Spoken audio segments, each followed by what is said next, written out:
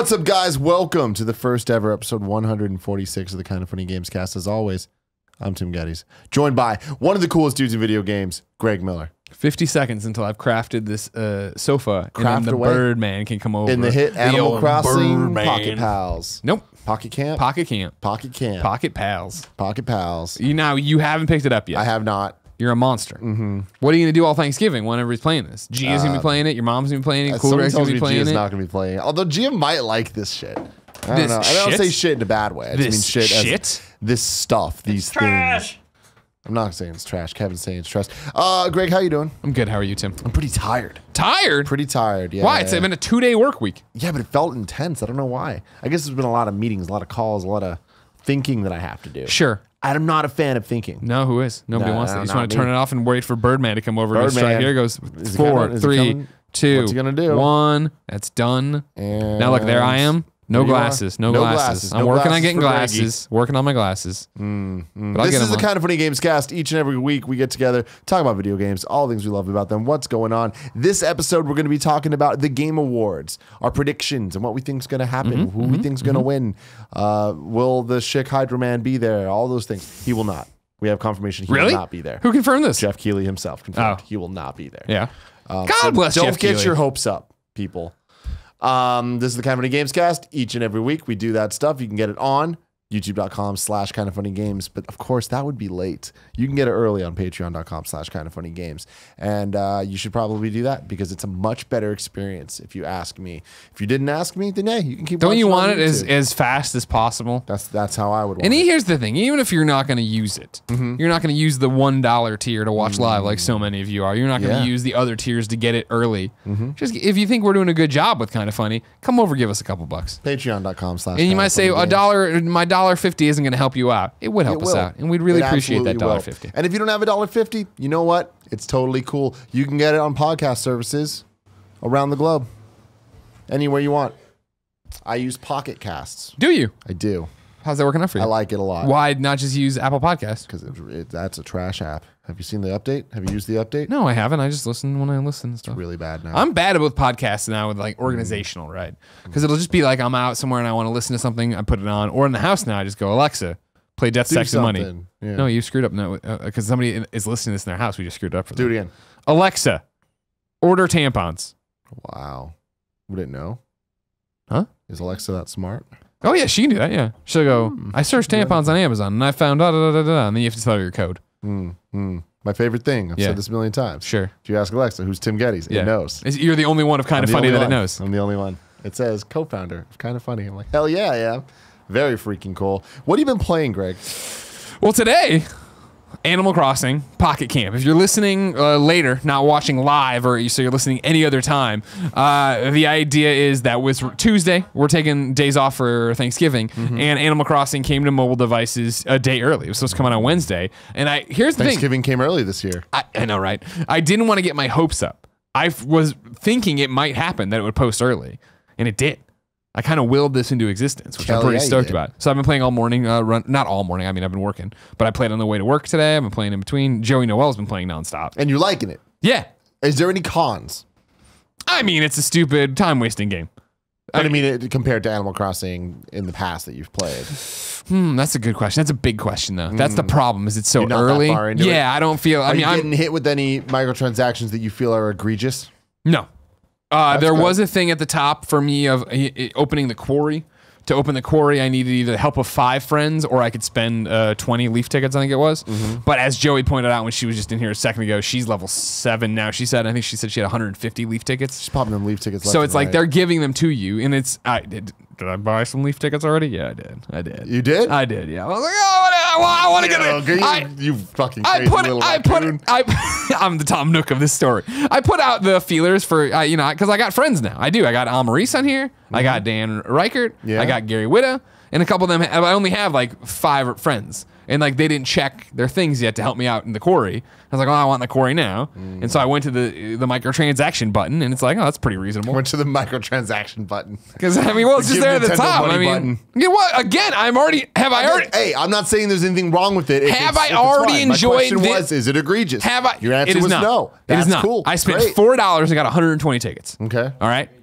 Not for 99 cents, you could get 40 tickets. For $20.99, get 680 tickets. Now, again, as Joey says, I'm going to be getting these guys later. But as I've already pointed out, Joey apparently doesn't have a job and can just sit here and play all day. Whereas somebody who, like me, who wants to get into the quarry as fast as fucking possible, I wanted to get in there. And guess Your what I time did? is money, I got literally. 2 silver nuggets and 3 gold nuggets when I got in there. Damn, really? Yeah, so I'm doing pretty well. Like my bells it are rain looking them pretty nugs. shape. Here, I'm going to go right now over to my mailbox and collect my rewards there. Yeah, I got 10 leaf tickets for some other ideas. I don't know, 1,000 bells. Great. I'm For my proud of level you, up Greg. bonus. You know who else would be proud of you? Who's that? Patreon producer Tom Bach. I know you're watching, Tom. Thank you. Thank we you, Tom. appreciate you very much. I So love that someone on the Reddit was like, when are they going to get Tom Bach on Gamescast? You Yeah. totally should. I was Tom right Bach there. has been on Gamescast. I put it out there. I put the video out there. Let them know. So, yeah, you should go check that out. He was fantastic on it. So, I mean, it's definitely, I don't even want to say it's a simpler version of Animal Crossing. I feel like it's Animal Crossing on the phone. It's so far so good. Is it optimized for the iPhone X? It's running awesome. That's fantastic. Load times are super quick. Are you liking the vertical orientation of it? I miss it being a widescreen. Really? I'm a widescreen guy. You know what I mean? But what I do appreciate is how easy this is and how Well, that's what I'm saying. this Is feels good. I think the best mobile games are when they are designed for being vertical one-handed use. Sure. Because when you get the user interface just right, something real nice about it. I'm from, again, first impressions of it, I'm not against it. What I actually like, and I really didn't have time to think about till you brought this question up right now, and I'm doing it on the fly, is that the fact that the levels are actually deep rather than wide, which is an actually interesting point because it's actually built for this in the way it's supposed to be. But no, it runs real. Oh, no, it's asking me if I want to go somewhere. I don't want to go anywhere. But I'm running around my campsite right now, which is a garbage pot right now. You know what I mean? Right now it's a hodgepodge of, pocket camp, I want Goldie the dog to come over. She wants a hammock or whatever. Fucking just throw a hammock down. Just come over Wants here. a hammock? Yeah. Oh, I feel that. Because I want to get in there and Don't we craft all? different stuff. I don't, but I just hit Hammocks this. kind of scare me though. Have you ever? Of course I've been in a hammock. Have you not been? Every time I always feel a little uneasy. You I flip feel like I'm around, you gonna flip hurt out of myself. it? I haven't actually done it, but I feel like I would. So you just hate hammocks for no reason. I don't hate them. I'm scared of them. My biggest problem so far, Tim, is that I can't craft clothes yet. And my clothes look dorky as all hell. You're not rocking a fit. A fit? You're not fitted. Head to No, toe? I'm not fit head to toe at all. I'm still in the MVP starter shirt here, and I don't have my glasses. And like when I go up The fact you here, don't have glasses is a crime. when I go to the marketplace, right? They just aren't selling. They have a hat. No, I don't need that. They aren't selling glasses yet. Joey bought some again. Apparently, if I'm just on here nonstop, they'll eventually sell what I need. Click But I back. go over here, I can get a little star for my hair, a pink hat, This or seems like some Andy Cortez shit. I can see him click-clacking away. sure. I mean, you're gonna And see a his lot of people character click clacking looking away like a on Gundam this. at the end of it. I'm surprised you don't have an affinity for Animal Crossing, being the big Nintendo fanboy you are. I mean, that's the thing. I saw someone talking shit about me a couple days ago. It's like, oh man, for how much of a Nintendo fanboy is he? Doesn't really like a lot of Nintendo franchises. That's my thing. I have the franchises I like, and then there's the other ones that I'm like, It's And to be almost fair, as if every time I- fanboyism isn't a real thing. that's true. Someone That's tweeted true. to me today after I was mourning the loss of Marvel Heroes. I'm like, I thought you were a DC fanboy. It's like, it's almost that one Almost. label doesn't apply to Almost. everything. Yeah, I mean, to be fair, in the history of the Nintendo franchises, the ones that I haven't ever really given a chance, once I do, I fall in love. Fire Emblem being an example. I never played them, and then once I did, I was like, oh my god, Fire Emblem was one of my favorite Nintendo franchises now. So I don't know, maybe I would get into it, but there's something about the whole living a life in a game thing that I just don't see the appeal to. But you're not really living a life. What you're doing is it's a collectathon where you turn the collections into people and you get little rewards. Because that's what it is. It's like this motherfucker, this Eagle Man wants a beetle. All right, well, it just so happens I've been collecting beetles nonstop today. Here you go. Hearing about Animal Crossing, it sounds like all of my least favorite parts of a lot of other games. And I just like, it's not for me. I totally get that. Like, there's a lot of elements of Pokemon that I don't really enjoy. And they're the more mundane shit. Like once, I think it was like Ruby and Sapphire came out and they added all the like, dress your Pokemon up and put them in beauty pageants. And I'm like, nah, Yeah. I'm cool. It's just a different kind of game. Yeah. Is the thing. And I like that about it and like I've talked about in the lead up to this game, but I don't know if we'd really done much on Gamescast about it. It's just the fact that this is so, and it's early, but I mean, the idea is the perfect fit for Animal Crossing. I have 10, 15. I'm going to go around, see what everybody wants, Collect give it some to shit. them. I have. Go ahead. Oh, it's going to take 2 hours for these pears to grow back. Great. I'm not going to be here. I'm not like Joey Noel. I'm not sitting there obsessed on it all the time. Yeah. We'll see what happens. Yeah. I'm having a good time. It runs well. It seems like it's fun. It was easy to get in contact with people. I don't know how much I'll ever go back to people's houses. That's the big thing of like, I don't know when I'll go back to Gary Witta's little campsite, see what's up. See how he's But you doing. do get to customize your van. I fucked it up. Don't fuck it up when you start. Okay. Because like beforehand, it's like do you pick this and then set the color, and then, like for the character, when you click continue, like between your hairstyle and eyes, it would switch tabs for you. And so I was like, oh, it'll do that for the car too. And I hit it and it didn't, and it locked in my car. So I have a basic ass bitch car. I have a stupid paint job on it, but now it's going to cost me like 5,000 bells to redo it. Oh man! So now I have those 5,000 bells. But exactly, I got to look good. I got to know. But it's right now. We're still floating around. We're still seeing what it's all about. Yeah, it's Animal Crossing, Sims, and Stardew Valley, things like that. It's just like Harvest Moon. I was always like, I don't know. And maybe those games aren't anything alike. I feel I'm just an idiot. No. They're all alike. As somebody who's played most of those, for varying amounts of time, Animal Crossing to me is the lightest responsibility or workload out of all the ones you just said, right? And I know that already sounds bad. But in terms of the fact that Animal Crossing is just like, cool. What do you want to do? You want to grow grow fruit? You want to do this, that thing there? Do you want to go befriend this eagle man? What do you granted, it's different in this game a little bit, but it is okay. Where are we going with this? How's it going to Harvest Moon was like, fuck, I'm going to keep these crops going. Oh, I got to get married. Oh, I got to do this. And Animal Crossing is literally just like, hey, this person will talk to you when you come back. And it was always fun to come back. It's been 475 days since I saw you. Like, oh, yeah. Haven't turned on the GameCube in a while. My apologies. Yeah. Yeah, the dude from I'm excited to see how this one evolves and goes, and how in the next week on Gamescast, am I going to still be playing this, and what progress I've made? Into the inevitable Switch version and all that? You don't think? No. I don't think so. We'll see. That doesn't sound like Nintendo, bro. I think that sounds like a new Nintendo. New Nintendo, you think is going to tie that in there? Yeah, dude. Definitely. Okay. Somehow. I don't know about that. I mean, it was very, I got signed into my Nintendo ID. Well, let me tell you. Whew, that was a pain in the ass today in the toilet. I'm sure. Totally sure. Because I'm there and I forgot that I turned 2-factor authentication on, which is good. Good thing to have. But then I have the new phone. I guess I never backed up whatever when I did the apps, and it must have done purchases you never made or some shit like that. I never brought over the Google Authenticator to this phone. So when I finally guessed my fucking password after like 14 tries, and it's doing the thing where I hate the fucking, all right, guess your password.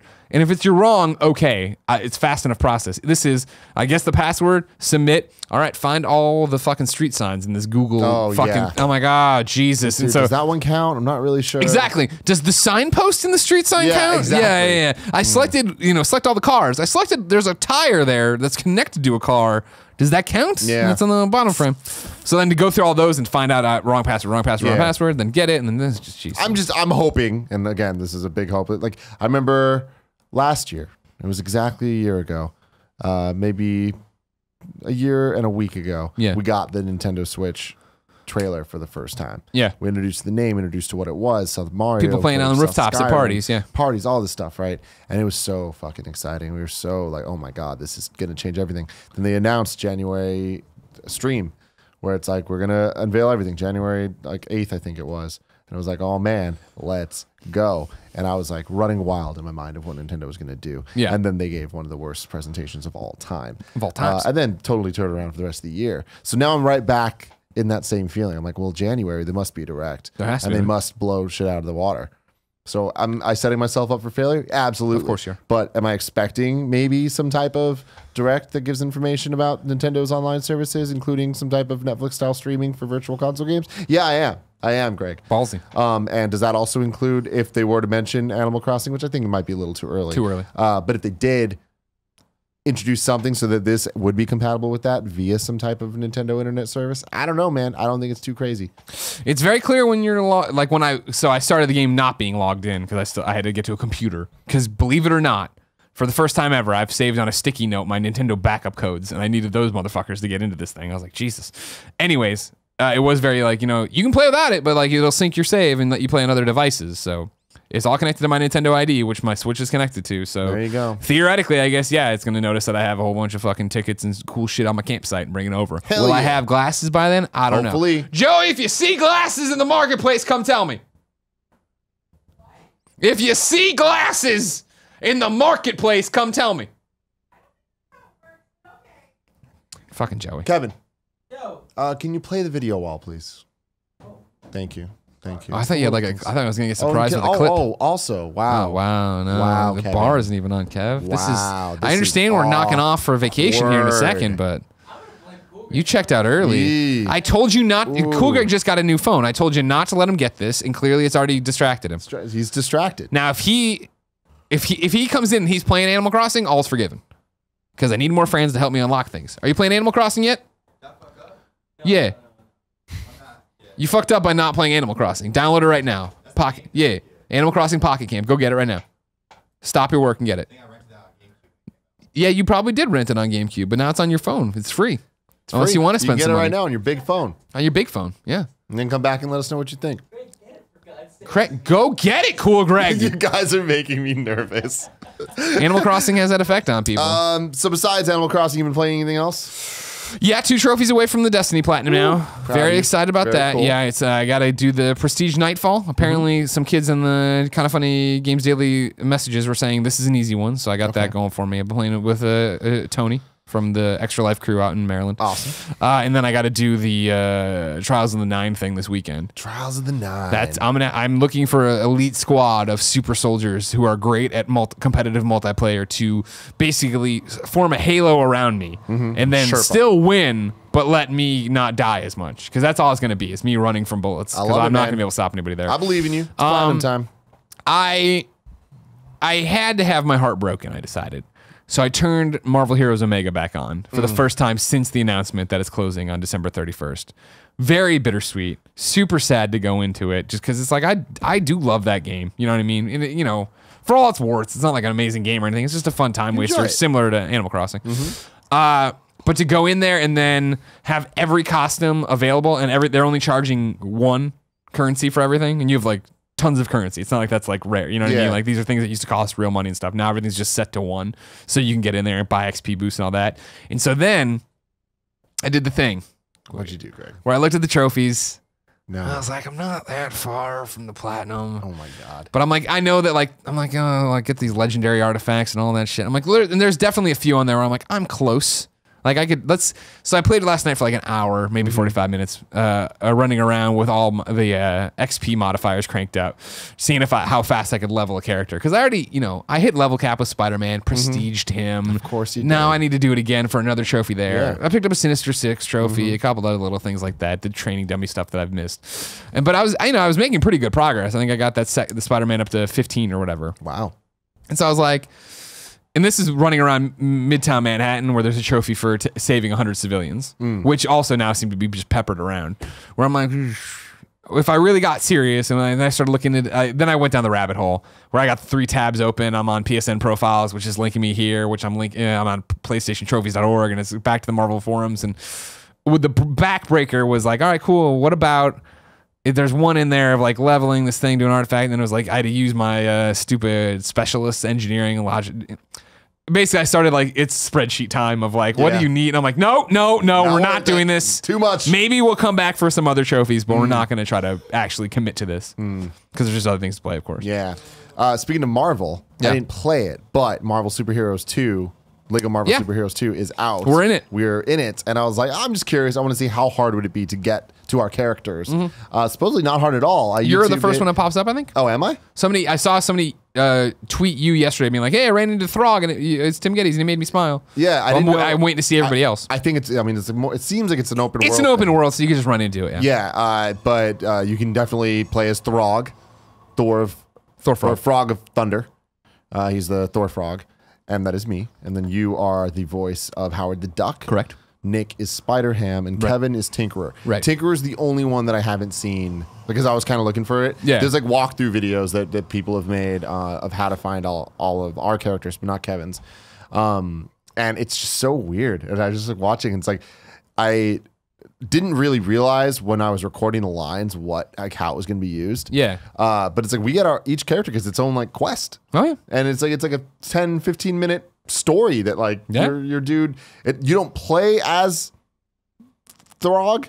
He just like follows you around and like talks to you, and it's me, and it's really like off-putting and weird. Yeah. And I was just like, man, like I don't sound good. This isn't good at all. And I started listening to other people. I'm like, I don't sound that bad compared to everyone else. Like, all right, this all fits. It all works. That's the weird thing of thinking of people who are playing it that don't know about Kind of Funny and don't know about us, and they're just like totally just accepting of these weird voices. A lot of the comment sections are like, oh shit, it's it's Tim or it's Nick. And most of the people playing know it's you. Sure. So it's cool. I don't know. I was like, this is super neat and random, and like it's a cool thing to be a part of. It's definitely motivated me to be like, I want to play this just to see how it feels to hear my voice coming out of a video game. You don't play as you in the mission, But you definitely will be able to unlock your Yeah. character to play as. Yeah. Okay. Yeah, but then I don't think you hear yourself Yeah, talk. we didn't do any grunts or anything. When I did, well, last time around when I did, Efforts is what they call them. I'm sorry, when I did Aldrich Killian, I did a whole bunch of like they're like, you're falling from a building, you're falling from 3 steps, I'm like like they have But anyway, it's pretty cool, and I enjoyed it's it. awesome, I was yeah. showing Gia, and she was like, "This is so freaking weird." we had a conversation about it in one of the shows, right? Of talking about how well do you think it'll actually do? You know what I mean? And we because it was like the box art doesn't have like everybody blah blah blah. Have you seen the reviews are all like this is the best Marvel? No way. Yeah, this is the best Lego. This is the best Lego game in a while. That's really cool. I still, what I say, I think still stands. Like, sure, no, I'm from not. Everything I've seen of the game, I'm just like, wow, like this is really grasping. You have to be a super Marvel fanboy, Like, to jump super in there. Marvel fanboy or super Lego game fanboy. Sure. And I'm sure there's a lot of those as Right. well. But yeah, pretty cool stuff. Pretty cool. Been playing a lot of Mario Odyssey, but I feel like we don't need to talk about that. It's great. Everyone Everybody knows it's great. understands. Game of the year. Battlefront 2, I talked about the campaign last week and how much it let me down. And this weekend, I played a bit more, or a bit of the multiplayer. Yeah. And without giving a crap about the progression systems or the anything of like Loot boxes and all that, just playing a little bit because I know how I play multiplayer games. It's like I'm not gonna like play it for months on end. It was just like cool. I'm gonna have fun, and I did.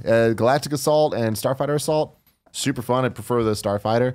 I feel like it is a bit more gratifying to play against other people than it is in the single player campaign. Okay. It's beautiful, like we were saying. So I had some fun there. I don't know how much more I'm going to pop back in, but what I did have a good time with is the arcade mode. They had that in Battlefront 1 as well. And it's just like stupid little like horde mode type things, but it's just fun. And I feel like that's how I like to play Battlefront. But yeah, it's weird because I feel like for as limited as Battlefront 1 was, I wanted to keep going back to it more than I wanted with 2, even though there's much more to do. It's just something about it doesn't feel right. And maybe it's just all the negative buzz around it and stuff that's like souring it all. But yeah, I had fun with it. And then I played. I saw Polygon or Kotaku put up an article today that was like the Battlefront 2 campaign of Star Wars done well. Or done good or something like that. I saw that as well. And I know you don't agree. Yeah, but it is that I want to play it. Obviously, Mitch wrote it, Walt wrote it. They're friends of ours, and Janina's our friend, and they're on the show. And I think I want to have Mitch through, of course, to talk about it. So I need to play it, the single player. But I'm wondering if I'm going to like it more than you because I'm not such a hardcore story. I don't Star think Wars so. fan, I mean, no? I think so. That's kind of the problem. Is like last week. I know we already like beat this to death, but the story is problematic. Like the way that they tell the story. In a lot of ways, it is authentically Star Wars. Like it does feel like Star Wars. It just I said this last week as well, but it kind of feels like a season of a TV show if you condensed it down into a limited amount of time and chopped out a whole bunch of pieces. Like maybe like you didn't watch every episode.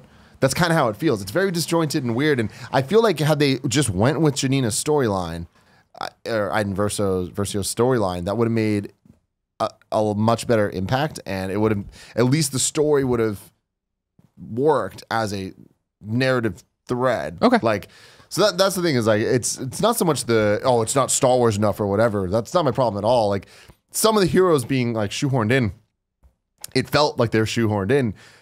But there wasn't ever a time where they did something or acted in a way where I'm like, oh, Luke wouldn't do that. Gotcha. Like Luke's mission in particular, I think does the best job. That's not even fair to say. Lando's is great too. Yeah, I heard people praising Lando's. Lando's, I like him because it has this other character, Shriv, who's fantastic. Watto? What's up? Watto? No, he's nothing like Watto. But could it be Watto in a disguise? Definitely not. Okay. But Luke's mission, even though it's not fun to play, story-wise, like it is interesting, and like the way that Luke is acting feels right for where Luke would be at right after Return of the Jedi. So it's like okay, in a lot of the Star Wars ways, and that's what I'm saying. I think Nick might enjoy it like more than you, but I'll let you know. I'll get back to you. I do want to give shout-outs. Of course, we have Thanksgiving this week, recording earlier than we normally do, 2 days earlier. I'm going to go home tonight and play Planet of the Apes with Jen. Last Frontier. Of course, there's an interview up with Andy Serkis, me interviewing Andy Serkis one-on-one about it. It's up on youtube.com/kindoffunnygames. It's also on your Gamescast podcast feeds. Yes. However, it might actually be behind the Jack episode because apparently, even though I uploaded that in the afternoon, it looks like that got uploaded after the fact because it was above it in SoundCloud today for some reason. Weird. So I don't know if that, I think that's going to be a game I really dig based on everything I've heard and seen about it, but I can't really say it. And then in the same breath, I would have played Batman Episode 3 because that just came out today as well on PlayStation. So I want to pick up with my save over the next few days for that. With the downtime too, I'd like to finally play through The Last Day of June, which is a game that I was so blown away with at Judges Week and then came out since then, but it came out in the middle of everything else and I never got to. The last game I've been playing is Rocket League on the Switch. And man, that game is just so impressive.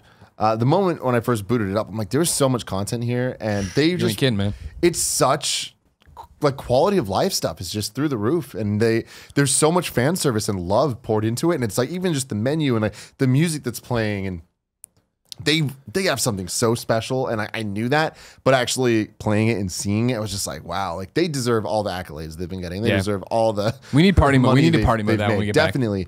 But one thing I realized very quickly, I am so bad at this game. I am so bad at Rocket League. It's so much fun, but damn. Are you playing other people or bots? No, I've just been playing against bots. Yeah. I'm scared to play against people. Oh God, no, you climb down. But man, it's like it's such a great game, and like I want to get good at it. I just don't know that I have it in me. I feel like the way to do this, to mitigate this, is if we all play together. Yeah. Because then it is just us playing against each other and trying to be as good as each other, which is different and attainable. Rather than worrying about like going online and doing the fucking things where they never touch the ground and they're just like it's heading the ball the way through. Yeah, it's cool though, and I love the amount of different modes. Not that I played all of them, but just seeing them like, oh, this is cool that there's the different arenas and like there's the basketball now and all that. And I'm like, I still haven't booted it up on Switch. Is it run well? Does it look good? Yeah, I played for maybe like 2.5 hours, and it totally ran well. Never had any issues with it at all. The loading, I would have wished it was faster, but like it wasn't slow. It's just you know, I don't like loading. Sure, who does? Yeah. And playing on the Switch, it feels right. It's good. It's cool. It's like the perfect type of game for that. And I can imagine the like local multiplayer is going to be through the roof at things like PAX and stuff. Yeah, so yeah, totally. Very cool. Awesome. Now, Greg, it's time for This Week in Gaming History. Oh, okay. Let's go through it real quick. Again, it's November, so there's a lot of stuff going on. It's popping off! A lot of console launches. Of course. This Week in Gaming History. 3 years ago, November 21st, 2014, Smash Brothers for the Wii U came out.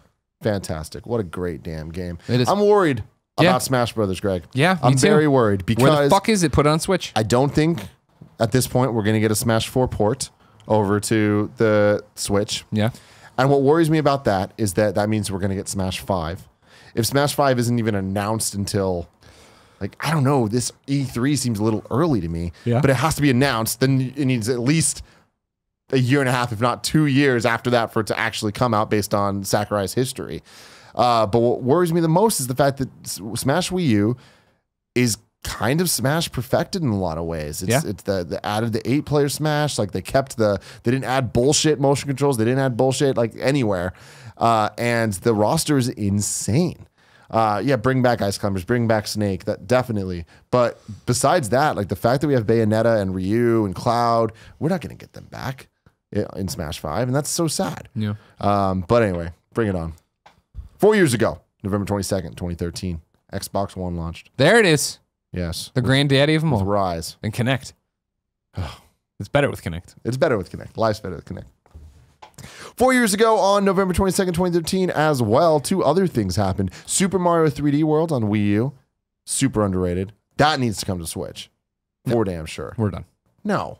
That's not like, I mean, they can make a new one if they want. They don't need to re-release that one. Oh, no. Dude, the right move is to re-release that one with local multiplayer support. Whatever. And Captain Give me Toad. Mario Maker more than that. That's what I want. That more than I want Mario Maker. I want Mario Maker for sure. And I have a feeling we're going to get Mario Maker sometime next year. And I think it's going to be a proper Mario Maker 2. Oh, well. What I'm predicting is you'll be able to make world maps. And well, that's kind of like the dream goal. But the realistic thing is you'll be able to make games, worlds, like not just random levels, but like World 1, Yeah. 1, 2, 1, Connect 3, everything 4, together. connecting The little to make- big planet move of like Yeah. actually being able to link your levels together. And that sounds fantastic. And then also the same day, Zelda Link Between Worlds on 3DS came out. Ooh, now that was a fucking jam right there. What a leap for Zelda. That was kind of like Breath of the Wild for 2D Zelda. For Sure. top-down Zelda. Where it's Sure, just sure, like, sure. go wherever the fuck you want, do whatever you want to do in whatever order. Very freaking cool. Not my favorite Zelda. Now, do you feel you fall in that because so many people thought it was just a Link to the Past again? No, because all I want is a Link to the Past again. Okay. I just feel like there was something about it that the painting gimmick I liked. was cool. Yeah. But it was unnecessary. Like I don't feel like it really added too much. It was just like a fun visual thing. But like also Link to the Past, I hold in such high regard that I'm just happy we got a sequel to it. But overall, it's just a really good game instead of like a masterpiece in my As mind. somebody who didn't play a lot of Link to the Past, like I had it on my Game Boy SP back in the day, and Hell yeah. it was hard to see stuff on it and blah blah. I fucking loved that game. Link Between Worlds, I remember playing on my way to Japan and like just killing the DS. Like it was before plugs and plane seats, and it was just like, this is so fucking awesome. This is such a great game. And then here for you, Greg. 5 years ago, November 20th, 2012, Persona 4 Golden on PlayStation Vita. What a jam right there. What a jam. Thank you, Atlas, for defining the PlayStation Vita. You know, Yeah, exactly. coming out and giving people were already moving on, saying it was dead, and then there it came. Everybody had to dust it off, update their firmwares, and get out there. I mean, that really was the Vita's, like, swan song's not the right word, but kind of, I mean, it's the definitive Vita game. yeah. There's no other Vita game you're going to point to and like talk about like that had an impact and got outside of just the PlayStation faithful. That And was got the people one, to buy a Vita to play it. right? And then Not many. and not have them regret it. The ones Yeah, who did, you know what I mean? Like they exactly. bought it and they were like super in that this was great. 5 years ago on November 20th, 2012, PlayStation All-Stars Battle Royale Battle Royale came out on PlayStation 3. Man, can you imagine if that game came out now instead of then? I just feel like it would be so much better just with the roster of characters that PlayStation has and getting Crash back, Aloy. Sure. Okay. Like, Yeah. I feel like just in the last couple years, we've gotten to a point where there are Ellie. Like there are more defining characters that would have made the roster not look so much like a joke. Yeah. You know, Yeah. I mean, the roster was never the problem with the game. the roster was definitely a big problem. A problem, not The here's three big problems with the game. One, the roster. Two, it was Smash Bros, but it wasn't Smash Bros. Right. 3, the level 3 finishers, the way that they functioned, and having to get that to being the only. I interpret. I put that under the umbrella. The game's biggest problem is that it was 95% Smash Brothers and refused to go that extra 5%. Yeah. If you would have gone the extra copy 5%, it. it would have been a different So story. good. But the fact that you had to knock people out of your level 3 finisher was like a weird. It made for tense moments, but then it also just made the rest of the game like, all right, fuck, I'm trying to level up and trying to level up. Whereas Yeah. you don't have the Smash moments of a weird move knocking someone off and doing it. But my thing about it is, it's 4 years ago. You said sorry. No, 5 years. We're 5 years ago. Where PlayStation 3 is doing extremely well. It's catching up to Xbox. It doesn't surpass it until the end of the life cycle, but it's catching up on the power of its exclusives, and it's catching up with that PlayStation audience that made up the audience of Podcast Beyond going behind it. I feel like the problem isn't the roster, because you had a PlayStation community there that did want to play this and did want to love it. It's just the fact the gameplay wasn't what it needed to be. And I mean, even now, if you put it out with a great roster, sure, there's more PlayStation 4s running away with it and being awesome, but it's the same thing if you kept that style of combat, everybody would still be like, Or Yeah. if that hadn't happened 5 years ago, it happens now, it would still be like, all right, cool, Ellie's in it, but Yeah. I don't even know if they'd put Ellie in it. I think they would. Why wouldn't they? I mean, Last of Us, I know it's all zombies and stuff. Did you fucking download the game yet, Cool Greg? Where you better come in here, show me some bells you weren't out there. There's a guy who paints in it. He's talking about painting cars, Cool Greg, but it sounds like he's talking about tagging. Anyways, I digress. I mean, it's video games, so stick with me and you're fighting zombies, but I feel like isn't the trials and tribulations of Ellie and Joel a little bit of mature subject matter that you don't want to then put in? Like, Drake works in there because his is pulp action, whereas like Ellie, who has seen all these people die and has seen all this horrible shit in her life and shivs people. And I mean, I feel like what's her move? Her move is using the bow and arrow and stuff. And or they can go the more like Marvel vs. Capcom route or like Smash Bros. Route where it's just like inspired by the game. So it's like she could even sick zombies and things like that, like Jill Valentine did in Marvel vs. Capcom 2. Sure. Like it's more inspired and like that's like Solid Snake fighting Pikachu doesn't make any sense either, but it works. Yeah, but both those characters are goofy in a way. Like Solid Snake, don't get me wrong, I love Metal Gear, but he's fighting giant robots, and it's all like, Metal Gear and like stuff like that. Like Ellie's a little girl who is in this hellish post-apocalyptic landscape, and and I think it's even Naughty Dog, like with where they put a better example, not even example, I guess, but like I can compare it to like when I was like, they should put Ethan Mars in fucking thing from Heavy Rain. I was like, that was a joke. I don't think Ethan Mars should really be in it. It'd be a weird turn for Ethan Mars, a character that feels so grounded. And I know it's weird to say Ellie and Joel feel grounded in a world of clickers. I don't know. I think that Ethan Mars could work. I think that Ellie could work. You heard my pitch for a super. It was the best one of all time. But that's the type of stuff where I feel like these games, that is the 5% besides the gameplay elements. It's like, you just need to commit. It's just like make Ace Attorney in Marvel vs. Capcom. How the fuck would that work? Oh, they did it. Like those type of things I think are important, but whatever. We're never gonna. Don't everybody stop biting. Every time a PlayStation press conference comes up, there's some rumor of battles. I'll never give up. I want it. Man, I wish Superbot was still in business. I wish it had been a bigger hit. I wish they went full Smash Brothers. They could have just done a mode. The mode is that you can only knock people out of the supers, but the real game, or vice versa, is Smash Brothers. Too much ego, too much pride. 6 years ago, November 20th, 2011, Zelda Skyward Sword came out on Wii. The only modern Zelda game that I haven't beat. It's not good. Yeah, I remember playing. I was like, I'm not enjoying this. Yeah, I'm not having fun with this. I did like the motion controls in the game. Like that's one of those things that a lot of people hate on. But they were fun, they were good, and I feel like a lot of the game was designed around them well. I had a bigger problem with. I thought that the story took way too long to get going. Not Twilight Princess long, but even once it was moving, like Zelda was finally such a cool character in that game, and then I feel like they quickly ruined it. And I was like, I'm done, and then I just never went back. 7 years ago, November 21st, 2010, Donkey Kong Country Returns on Wii. Super underrated, super good game. The worst part about it was having to use motion controls to roll.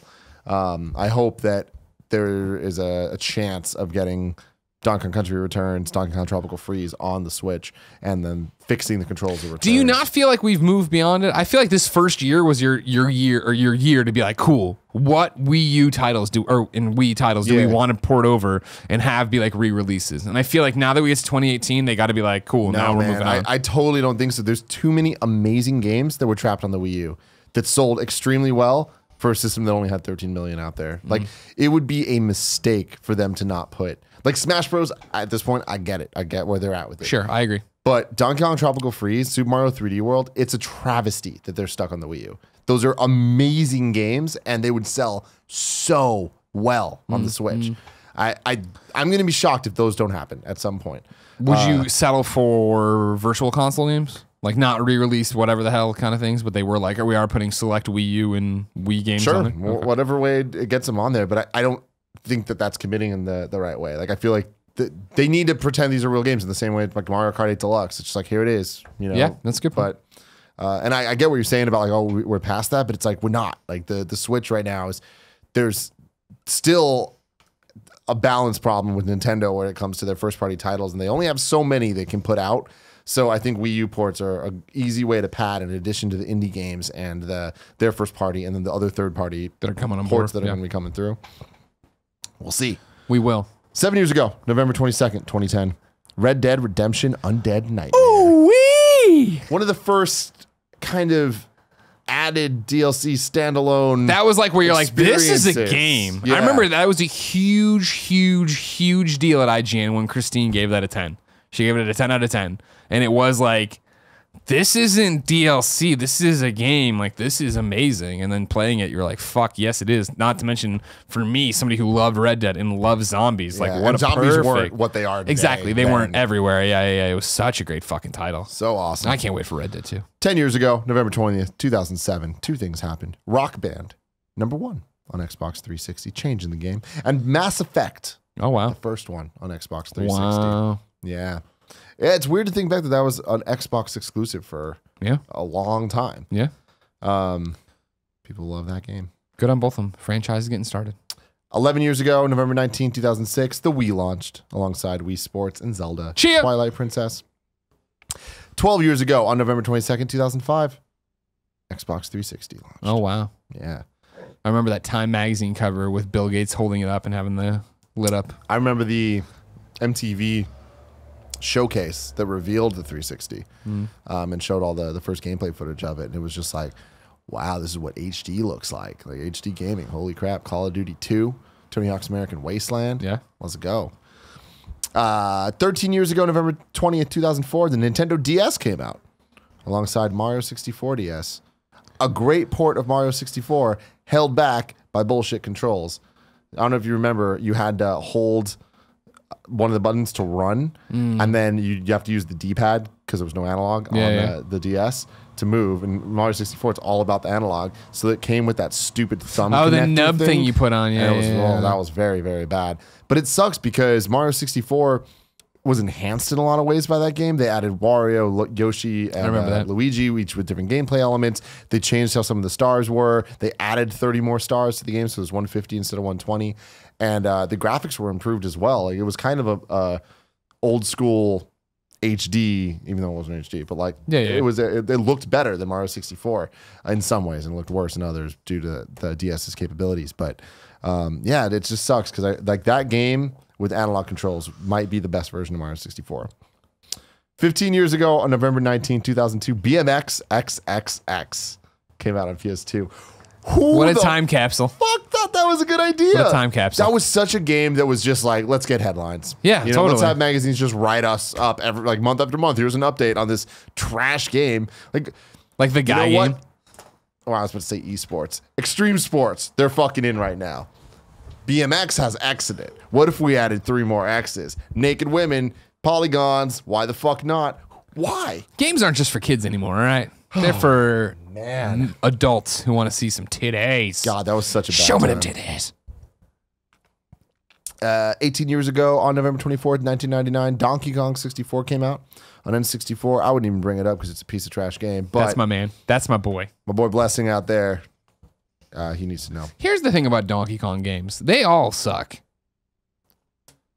Oh my God. I'm fucking triggered. I'm talking about even the original one. I'm like, oh, Jesus. Okay. Getting the fucking hammer, hopping over fucking The original barrels. one, I'm not even going to comment on because, whatever. It's an old ass fucking game. Donkey Kong 94 on the Game Boy. Fucking amazing game. Never played it. Donkey Kong Country. Yeah, no. 1 and 2. Yeah. Donkey Kong Country Tropical Freeze. Some of the best platformers of all fucking time. I remember watching that shit, that Tropical Freeze garbage at IGN, just being like, nah, this is just the same old, same old. You're so... I want a fucking banana. You're so wrong. It's upsetting how wrong you are. This is one of the few times where Here's the thing. I couldn't even communicate with her, but I'd rather hang out with that gorilla that does sign language than play another fucking Donkey Kong game. All right, that's what I'm just saying. God. You should give... If Tropical Freeze comes out on the Switch, you need to play it. Okay. You fucking have to play it. It's so good. I don't know what it is. Because obviously I'm just fucking around. I mean, I've never played a Donkey Kong game that I've enjoyed, but I never Donkey gave Kong Tropical Country Freeze. too, man. Oh, It's just, I don't know why I'm a full-blown racist against Donkey Kong. You know what I mean? I just don't like this ape, and I'm not a fan of his shit. You know what I mean? He has good. And that's shit, the other man. thing too. Is he's annoying. He looks like he probably smells.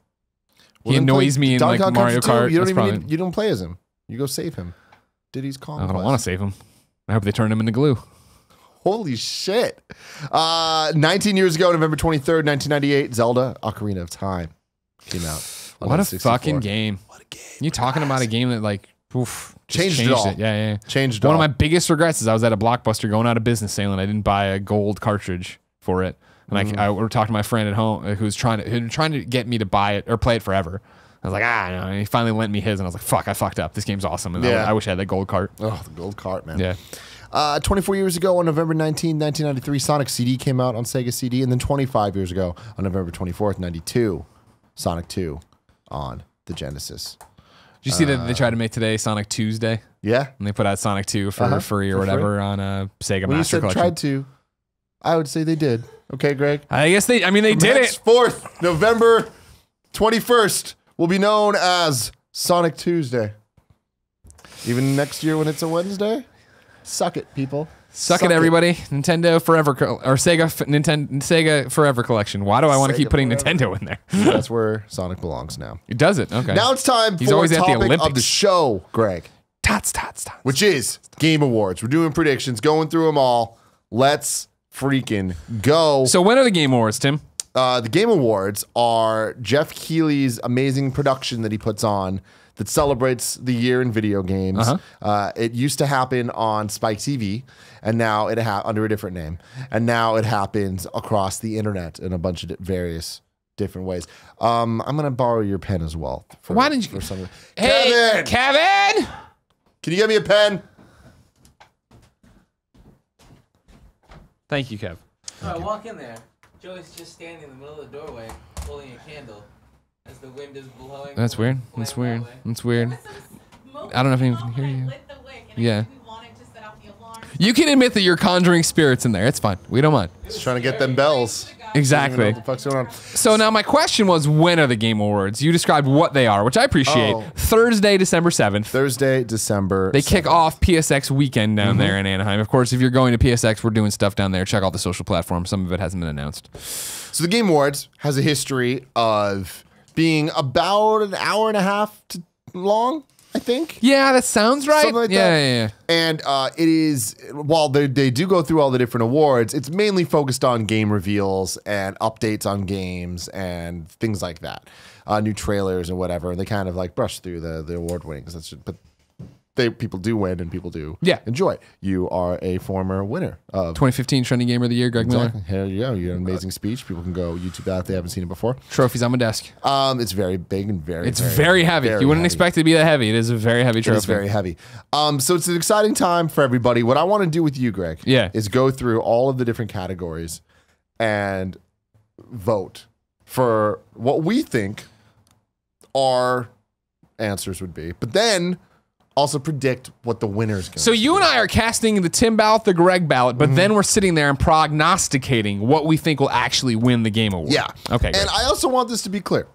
We'll have a separate Game of the Year conversation at Kind of Funny for us in the coming weeks for us. when we played even more stuff. Yeah. Yeah, so it's like this is as of right now, how we're feeling. Sure. Anything can change. Who the fuck knows? Okay. But an important thing to note is the way that these are decided is there is a committee of a bunch of different game media outlets that all get to nominate games as a unit. And then once the games are nominated, like they are now, those same outlets, Judges, they get to vote.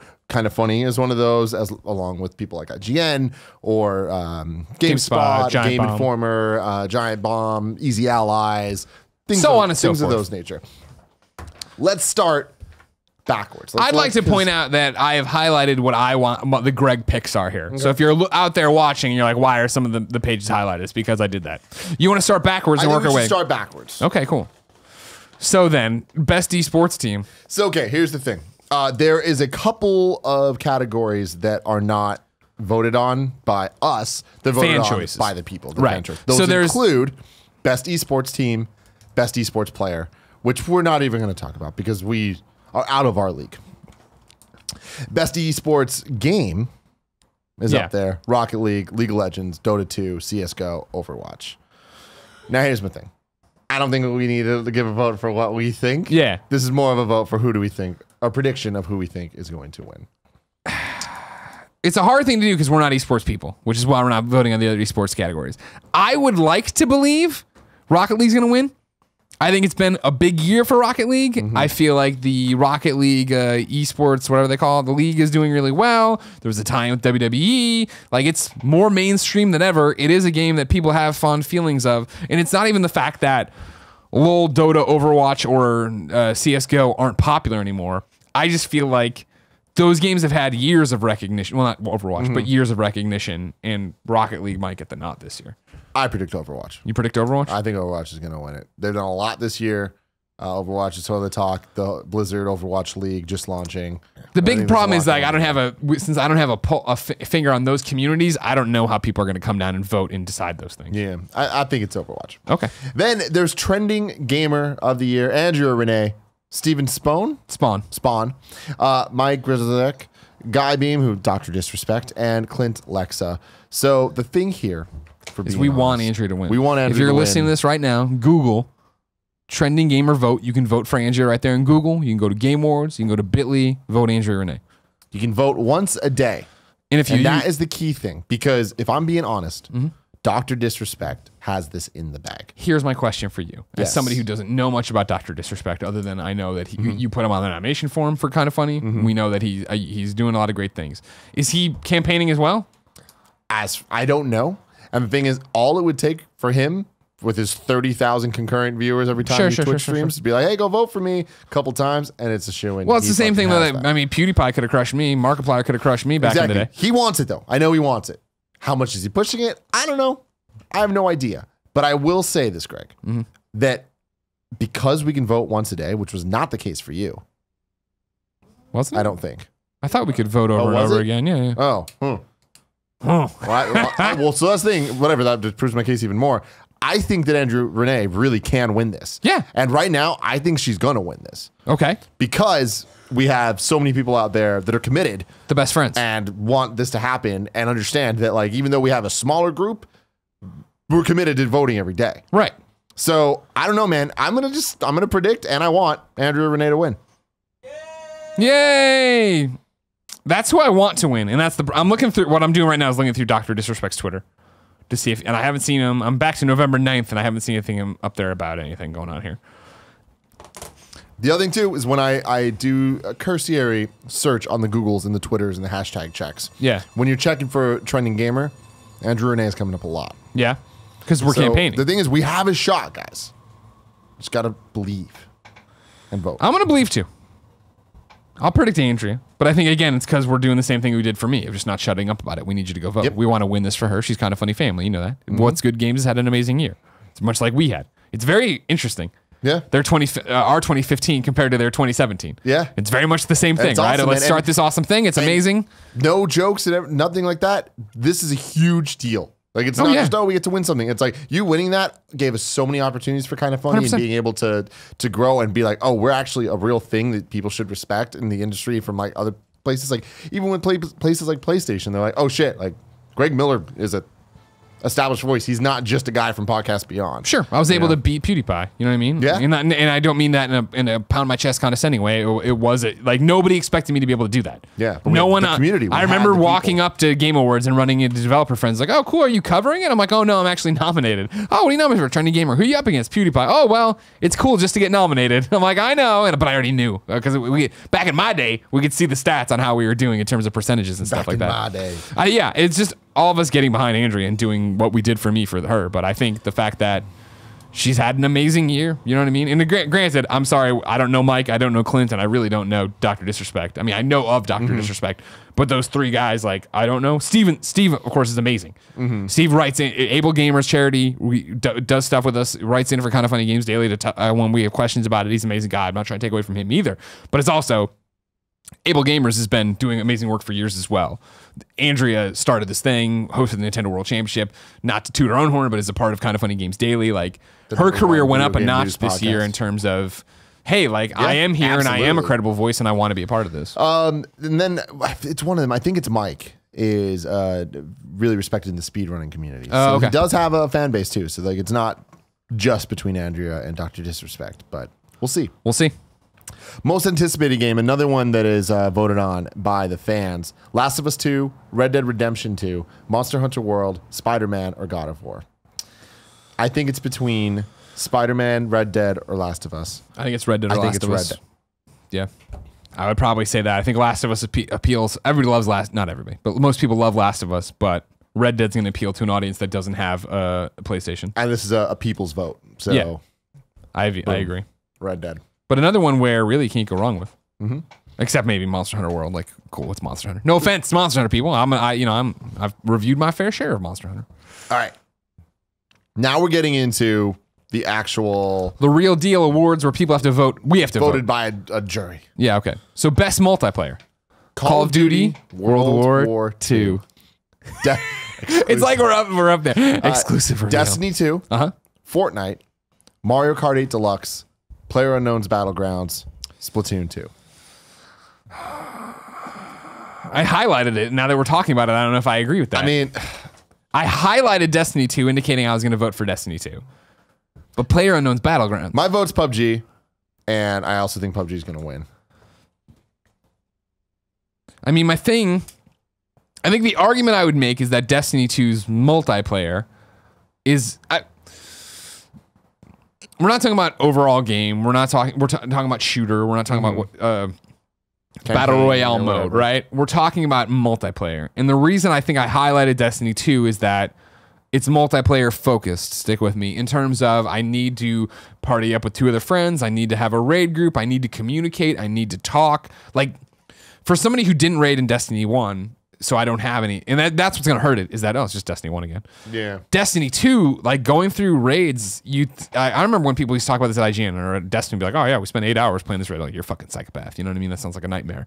But doing the Destiny 2 raid where we got stuck at Callus and played, me, Andrew, and a bunch of people played for 4 hours and failed and had to quit, was still so much fun. Like, there's not only the accomplishment, of course, but the moments of, we're so close and we almost have this and do that and call that out. Like, that multiplayer works on a level, for me at least, that I think PlayerUnknown doesn't. Because PlayerUnknown is, I think of PlayerUnknown, or Fortnite for that matter, as me dropping in solo and going. Now, granted, you can do teams. We've done team Let's Plays. And I mean, a lot of people do. And I think that's kind of what pushes me towards PlayerUnknown Battlegrounds, is like when you get your crew together and you're squatting up and getting out there, the amount of hours that everyone has sunk into that is just insane. And I for how early access that game is or whatever, but how much fun it is, I think it's an easy. My personal vote is going to stick with Destiny 2 based on what I've done this year with it. I do believe PlayerUnknown's Battlegrounds will win too,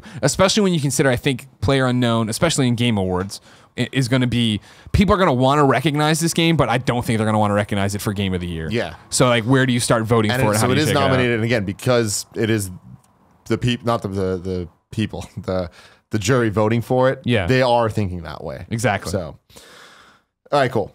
Oh, we never can. Well, I guess we don't need to. Are we trying to come to a consensus on what we think is going to win? Is kind of funny as well. Or like esports game, you said Overwatch, I said Rocket League.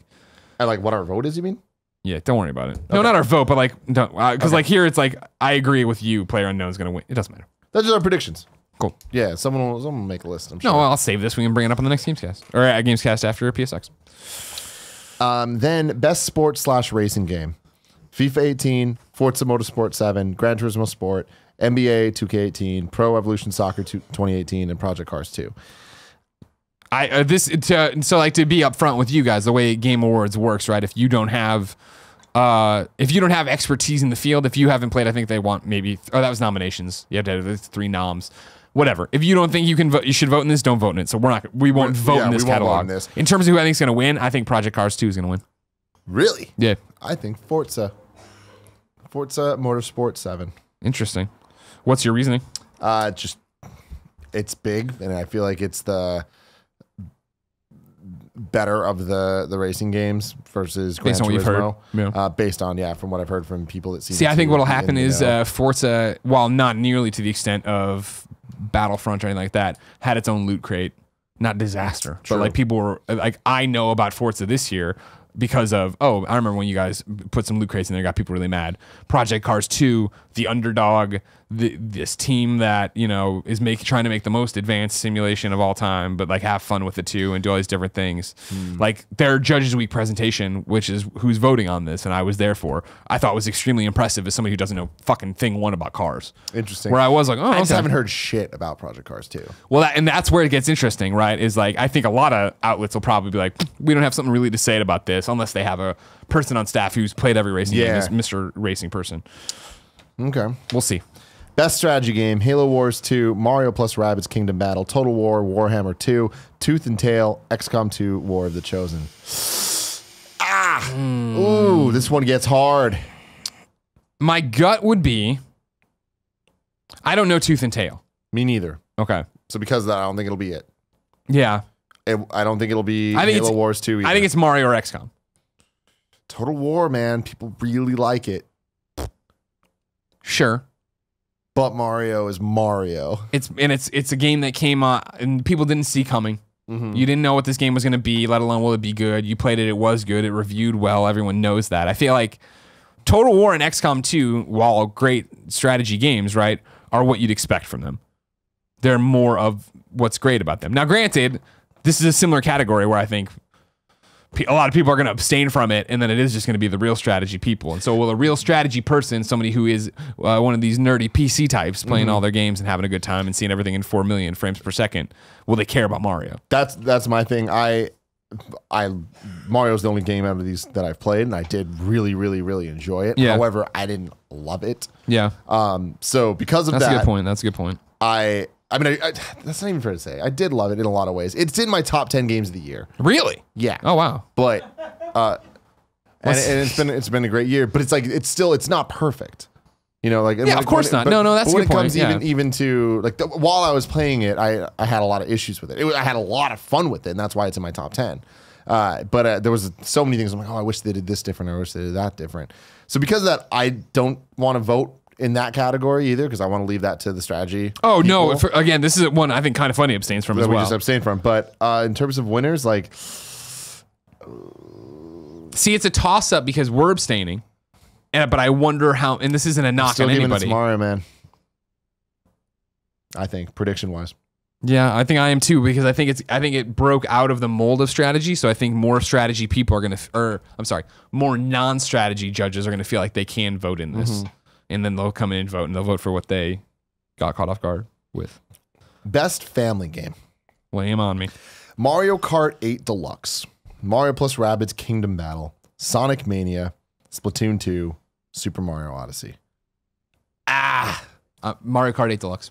So here's the thing, Greg. Yeah. It's a port. Yeah. It should not be nominated for these things. No. It shouldn't. We gotta get over this. I don't know. This is just like PUBG. No, it's not. We're putting dumb things. No, it's a new audience. It was on the Wii U. It was beta tested on Wii U.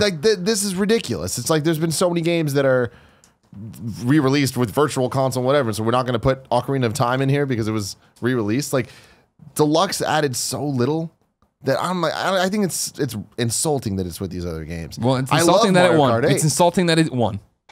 Won a nomination? No, one period. That's my vote. That's Yeah? it. And I think I was going to win too. Oh, It's 2017. This is just like gay, straight, get over yourself. Labels don't matter anymore. Love is love. Games are games. Yeah, but no, Mario Kart 8 Deluxe is a different case. Fine. What do you want to do then? Hate monger? What are you voting That's for? my problem. It's like, I want Sonic Mania to win, but it's not. It's not a like, family game. No, that's what I'm saying. Is like it's not. Like, I guess that's my That's thing. the only place Sonic Mania is. With all due on respect any of to the this. Game Awards, I think family game's a weird category. It totally is. Because family game to me would be the That's You thing or SingStar or what are you playing with your family? You know, of these games, The answer is Mario Odyssey. no, because it's Yeah. The answer is it's your mom, like dad sitting with the daughter playing Mario Odyssey, throwing the cap, doing that shit. that co-op mode's so fucking stupid, and I know that's It's not a even family necessarily thing. what you're talking about. That's what I'm talking about. Like that's the fan. Mario Kart, you can actually play with your shitty But kids. they don't. You can make them cry. Oh, I don't know. But no, man. you're right. I mean, I see Gary Wood out there talking about, you know, his daughter wanting to watch him play Mario and stuff like that. It's not Mario Rabbids Kingdom Battle. No, it's not Sonic Mania. It's not Sonic Mania. It's not Splatoon 2. It's either Super Mario Odyssey or Mario See Kart 8 people Deluxe. voting for Splatoon 2 though. Andy's not on this board. He can't vote for anything. I'm voting Mario Kart Deluxe. I think Super Mario Odyssey is going to win.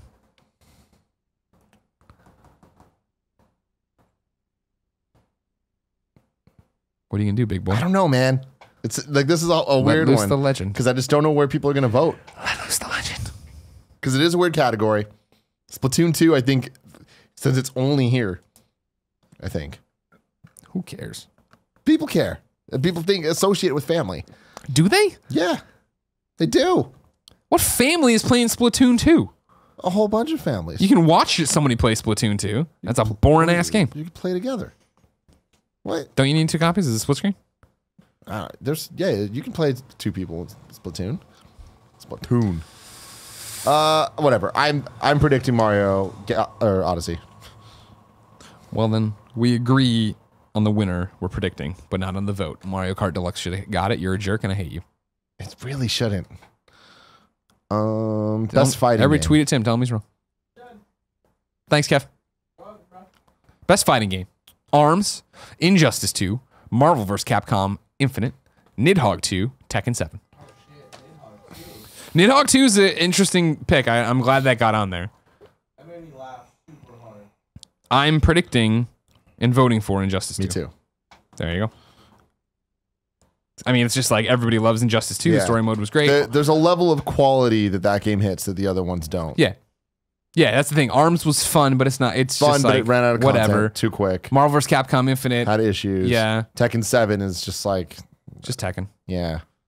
Even though And people then love it, I 2 know. is fantastic, but it's like, I don't know, that's weird. Can't do it. Best role-playing game, Divinity Original Sin 2, Final Fantasy 15, Nier Automata, Persona 5, South Park Fractured Butthole. Persona. Man. So, Fractured Butthole, great game. Not trying to take away from it anything but here. it's not the winner. Nier Automata haven't played. That is an issue. It's on my play session during break. Cool. But it's Not Persona Final 5. Fantasy 15. Persona 5. You're just wasting your time. No, but it's Divinity Original Sin. Everyone has a boner for that. They not like they did for Persona 5. Think of No. everyone you saw playing Persona 5 that would never ever tweet about a JRPG they were playing before. You're right. I mean, if you're trying to find your personal pick, that's fine. But clearly, Yeah. No. I mean, I agree that Persona 5 is going to win. Like, my prediction would be Persona 5. a great game. Way Yeah. too long. I'm too busy. Best action adventure game, Assassin's Creed Origins, Horizon Zero Dawn, Mario Odyssey, Zelda Breath of the Wild, Uncharted Lost Legacy. I hate It's so, like, these genres are so I hate that fucking Mario weird. is in here because I want to vote Mario on everything because it's my game of the year. But best action adventure game is a weird place to put it. But I guess where else do you put it? There's no platformer thing. Even at that, there's no collectathon thing. These are all amazing games. My vote and prediction is Horizon Zero Dawn. Interesting. Interesting. That's where I feel like that game fits best. Whereas Mario, I don't think fits there. I agree it doesn't fit there, so I guess that's a big thing. Zelda, I think is going to be game of the year. So I predict and vote Horizon there. Because Horizon's fantastic. I hate this. And it needs something. I hate this. Because I feel like I hate this. You're right. Mario doesn't fit there. Is what feels wrong about it. You might, yeah. Yeah, you might have. I was gonna vote. Or I was gonna. Yeah. I would have done Mario, but now you won me over onto Horizon, and you're predicting Horizon too. Yes. I predict Horizon. Your predictions make sense. What's next? Best action game. Cuphead, Destiny 2, Neo, Prey, Wolfenstein 2. Yo. This gets hard. Yeah, right. I don't think Destiny 2. Really? Yeah.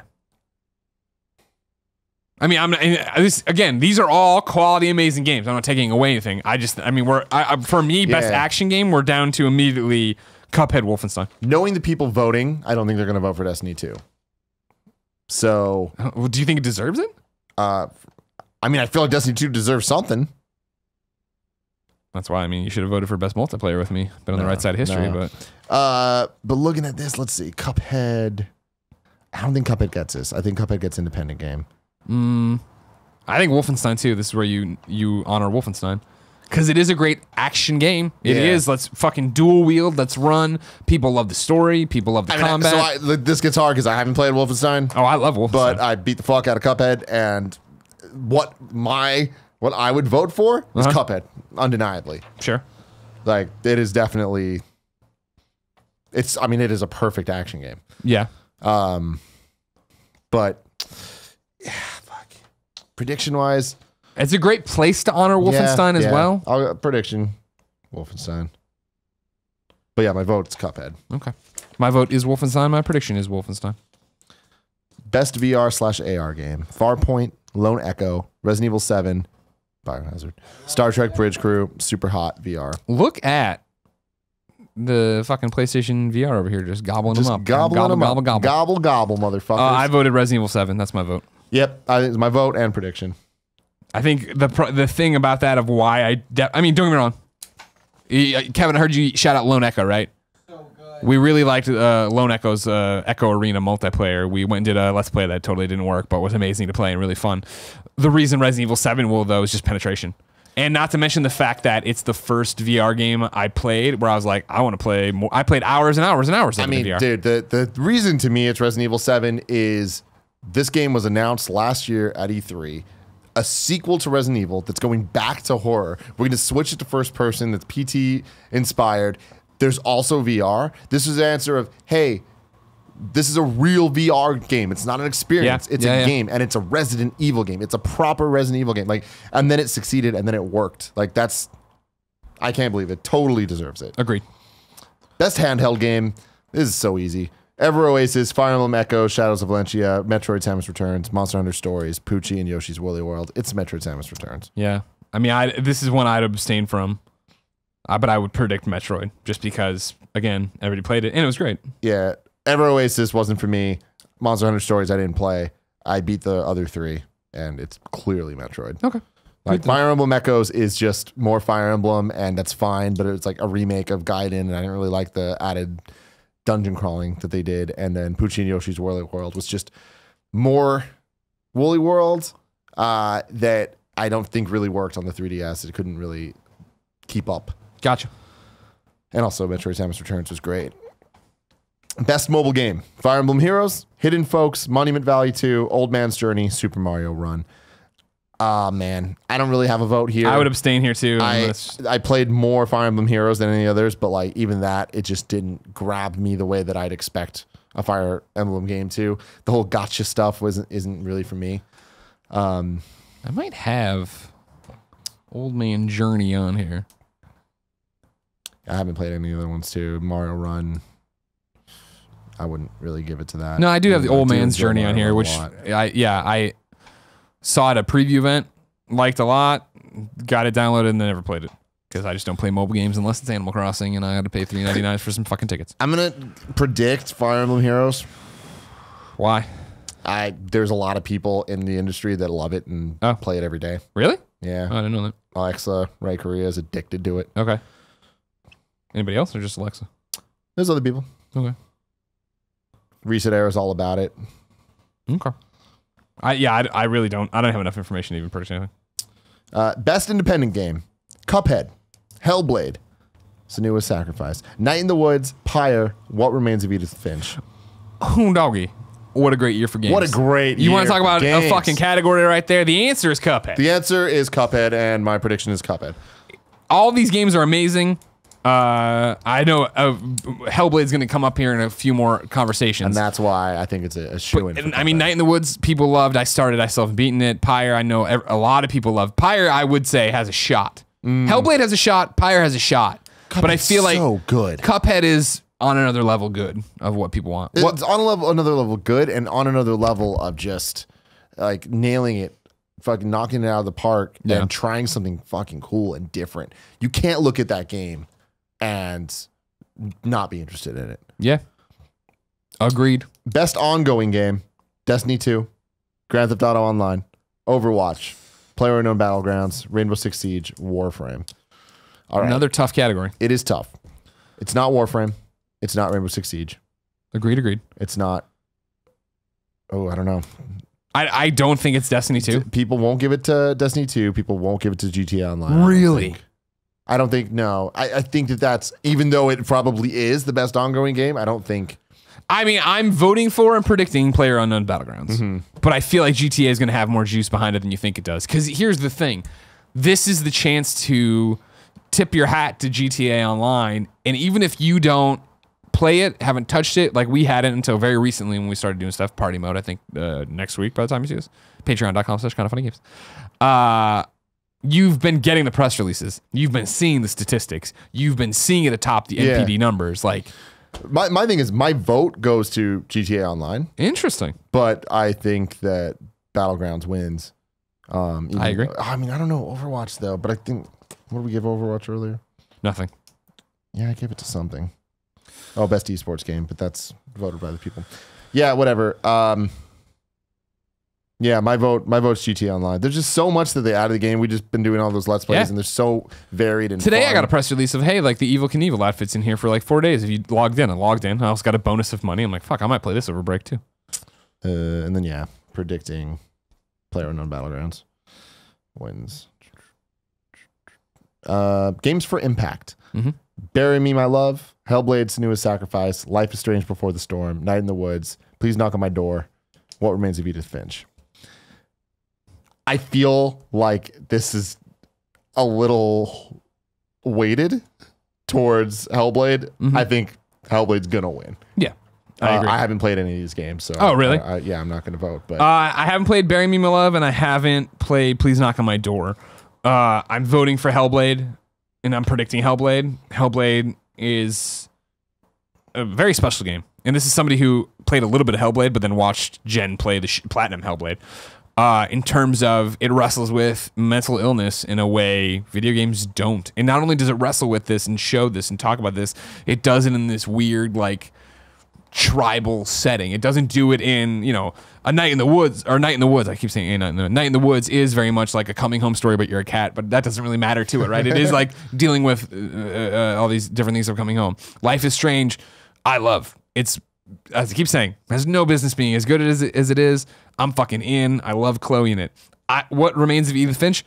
Another great game that I enjoyed playing and had a great time with. I don't think it's all that people have made it out to be in terms of narrative. Playing it and enjoying it, knocked it out of the park. I'm not saying anything about that. Just Hellblade's doing something and shining a light in a really unique way and just being really awesome. And that's, I mean, in addition to that, also being such a rarity of being a like AA game. Yeah. You Yeah, know? of course. And Ninja great. Theory putting this out basically as an independent, but not really. But you know what I mean? Like Yeah. independent. They had who published it? I forget. Doesn't matter. Best performance: Ashley Birch as Aloy in Horizon Zero Dawn, Aloy! Brian Bloom as BJ Blazkowicz in Wolfenstein 2, Claudia Black as Chloe Fraser in Uncharted Lost Legacy, Laura Bailey as Nadine in Uncharted Lost Legacy, and Melina Juergens as Senua in Hellblade. My vote is Hellblade again. Melina. It's an interesting one of she works at the studio and isn't an actress, but she's in this game and she's awesome. These facial expressions and again the performance she delivers of dealing with these voices in her head, dealing with the head on her belts, the way they wrestle. It's a really amazing performance there. That again, this is what we're talking about before, or even in all these categories that are all awesome, but like. Claudia Black's awesome. Laura Bailey's awesome. Brian Bloom's awesome. Ashley's awesome. It's like, here's this person nobody fucking knew about last year, coming on just knocking it out of the park and doing this amazing performance. Yeah. I didn't play Hellblade, so I can't speak to that. I don't think that I necessarily think any of these performances are mind-blowing to me, so like I wouldn't vote in this. Okay. But I predict, like you're making a good case for Hellblade, for sure. But I predict it's going to be Ashley as Aloy. Really? Because I think that is such a huge step for her. Even though like she's had other things in the past that people know, and I think she's even won things for. I think that this is a big step for her in a huge AAA. 100%. game, No, so. and again, she killed it. Loved her in it. We love you, Ashley. Return our calls. Best audio design: Destiny 2, Hellblade, Resident Evil 7, Mario Odyssey, Legend of Zelda: Breath of the Wild. Now, here's where it gets interesting. My personal pick is Hellblade again. I can't remember a game off the top of my head, at least in AAA in console space, that starts and is like, this is best played with headphones. And you're like, why? And then it uses 360 degrees, not of a pebble falls behind you, turn and look, but of like people whispering Voices in and your shit. ears and getting the hair on the back of your neck to stand up. Mm-hmm. However, that said, Destiny 2's soundtrack and score is obscenely good. Well, this isn't for that though. This is just audio design. Oh, you're right. I'm sorry. You're right. You're 100% right. So everything I just said about Destiny, save it for the next category. Yeah. So then, yeah, I definitely think it's going to... Audio design for me is the surround sound and how we're going to use this differently. So I also predict Hellblade because like these other games, I just don't get it. I mean, Resident Evil 7, sure it is great. Destiny though, the audio design, Bungie's always great with sounds and like the weight of weapons and stuff and Sure. the way everything sounds. So it's like Destiny 2 is a great answer. Hellblade, because of what you're saying. The thing is, did enough people play Hellblade? See, my thing about it is I think enough people played Hellblade that when IGN has this discussion, or whoever, troop of people played this, the people who played it will be vocal enough. Yeah. Because I'm the same way of like what I just said, right? Like, spoilers, its best score in music is up next. I vote Destiny 2. But audio design, it's like, what does audio design mean? Like, what does that actually mean? Like, sound effects are where they should be. The voice acting is this, is the score. And when you're putting it between music and performance, you're clearly talking about the construction of it. And the construction of Hellblade's sound is something different, special, and awesome. Yeah, I'll predict it. You won me over. Thanks, buddy. Cool, Greg. How's that game over there? Still downloading. You son of a bitch. The Wi-Fi, I don't know. I doubt it. He's making up stories. You're making up stories. You're not downloading it at all. Bring me your phone. I'll download it for you. Get in there, Cool Greg. Come stand right here and play Animal Crossing behind us. Best score / music: Cuphead, Destiny 2, Nier, Persona 5, Mario Odyssey, Zelda Breath of the Wild. So you put Destiny 2. 100%. Destiny 2 has a great score. Yeah. Cuphead has fantastic music throughout the entire thing, and I want to give a shout out to it because all the vocal tracks are so authentic. All the music, every boss fight, all that stuff, it's great. But I don't think it's that much to write home about in terms of just music. The art direction, which we'll get to later, definitely, but just the music, nah.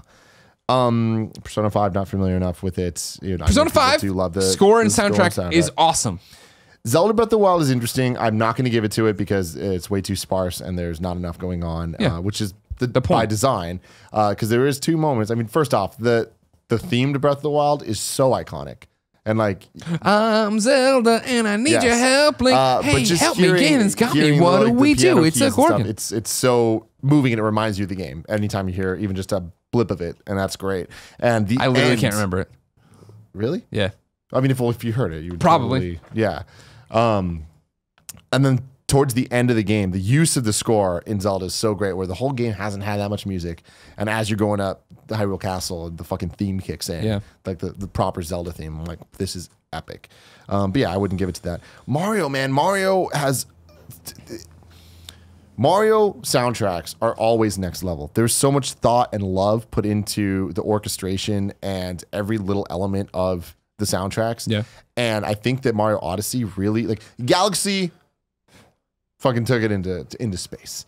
And Galaxy soundtrack is unfuckwithable. It's so epic and grand and perfect. I feel like Odyssey has a lot of those same moments. But in addition to that, it also has a good balance of the more retro style stuff with the 2D side scrolling and the festival song and some other New Donk City's end song is the one you think of. Yeah. And that's why I give it to Odyssey. And wow. I think that it deserves it. Is that your prediction to win? My prediction to win, and wow. Yeah. Yeah. Here's why I think Destiny 2 wins. As you said, everybody knows Bungie does great scores, great music. When you are in the final throes of Destiny 2, like those final missions, the game ramps up, and these are the final story missions, ramps up, and there's a moment of you, I believe you're coming up this like giant elevator, and the score swells and does all this crazy shit, and you get up there, and it's like this beautiful, colorful room, kind of like think of like Thor's bridge, right? That you haven't seen really in this game, and I've played that mission myself. I've played it with other people, helping them pull through at the end of the game.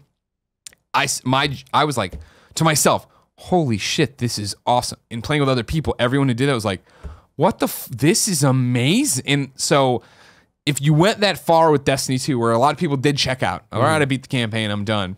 One of your final memories is how great that sounded and how great that felt. And those, even as somebody who plays still, not religiously, but plays over and over again, light level 300 right now, whatever, no big deal. 2 trophies from platinum, no big deal. I think that resonates with you. And I think it also speaks to something you mentioned earlier in this of, well, where do we recognize them? Yeah. I think this is where you recognize them. You say, all right, this is where I'm going to give Destiny the nod and the vote. I think that the festival, because they made that song work so well in game and making such a triumphant moment, that when you talk to people about Mario Odyssey, they name that moment every single time as one of their favorites. I think that's going to be in people's minds. My thing is, I guess it's the Tale of Two Cities here, in the way that with Destiny, I have that moment at the end, but I also remember being impressed other times. Yeah. Whereas with Mario, I have New Donk City's ending, but I don't have outside of that a time when I was like, holy shit. No, and the game's great, but I'm not at a point where I was like, holy fuck. Like a great example is, you know, we were flying to or from Maryland now, I forget. And Jen got to New Donk City, that part there, right? And it started up and she wasn't wearing headphones. And I hit her power button, I plugged in her headphones, and I put them on. I'm like, you have to listen to this. But outside of that, as I think a lot of people probably do, play Mario, watch TV, not worry about the soundtrack because it is just Mario. No offense, which it is just one of the best games ever made. You know what I mean? Yeah. I'm sure a lot of people play Destiny that way too. Just fucking bullshit watching sports. Best art direction: Cuphead, Destiny 2, Horizon Zero Dawn, Persona 5, Zelda Breath of the Wild. Fuck. The answer's Cuphead. I vote for Cuphead, and I predict Cuphead's going to win. Me too. But damn, I mean, Destiny 2, I don't really think belongs in league with these people. Destiny, I mean, Destiny's clearly the strong number 5 there. Yeah, of exactly. Like, it's a good looking game. Like I said, there's beautiful things. It's Destiny 2. But Horizon, oh my God, the art game. direction of that game is gorgeous, and everything works, and the character models and outfits and everything, it works so well. Persona 5, over the top, super stylish. The thing about Persona 5, where it's like not a dark horse, but I think has a better shot than we might make it out to be, is the fact that it's not just the game looks beautiful. It's the way, like, I remember the first time we saw those menus and it was like, holy shit, they took the aesthetic they're building with the dialogue and the audio and they put it into the menus even of everything sliding in. How joyous it is to win a battle and do the boo and like walk and the, like, they fucking kill it in art direction there, which is why I don't think you can look past it.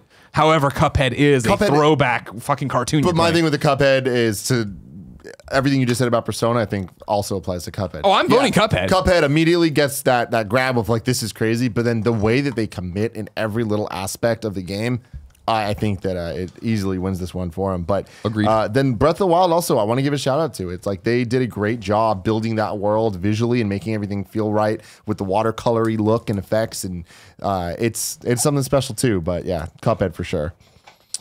Best narrative: Hellblade's Newest Sacrifice, Horizon Zero Dawn, Nier Automata, What Remains of Edith Finch, and Wolfenstein 2: The New Colossus.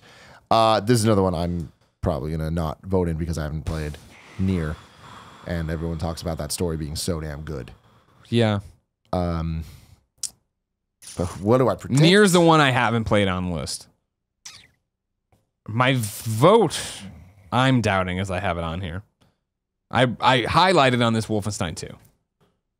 But I had Horizon Zero Dawn is so good. Yeah. So good. And again, how do you recognize a game that isn't probably going to win Game of the Year, you'd figure, for in terms of people voting? Like if I'm filling out a ballot. Because I remember Horizon Zero Dawn, the thing being when we came back to talk about it, and I was like, I can't believe how good this story was, and that I was actually invested. You know what? Yeah, I'm voting Horizon Zero Dawn. Really? I just flip-flopped that much. Oh man, I'm a Nick Scarpino on this one. I don't think Horizon Zero Dawn has a chance compared to these. I think the people that like Hellblade are going to really rock for Hellblade. The people that played Nier are going to vote for Nier.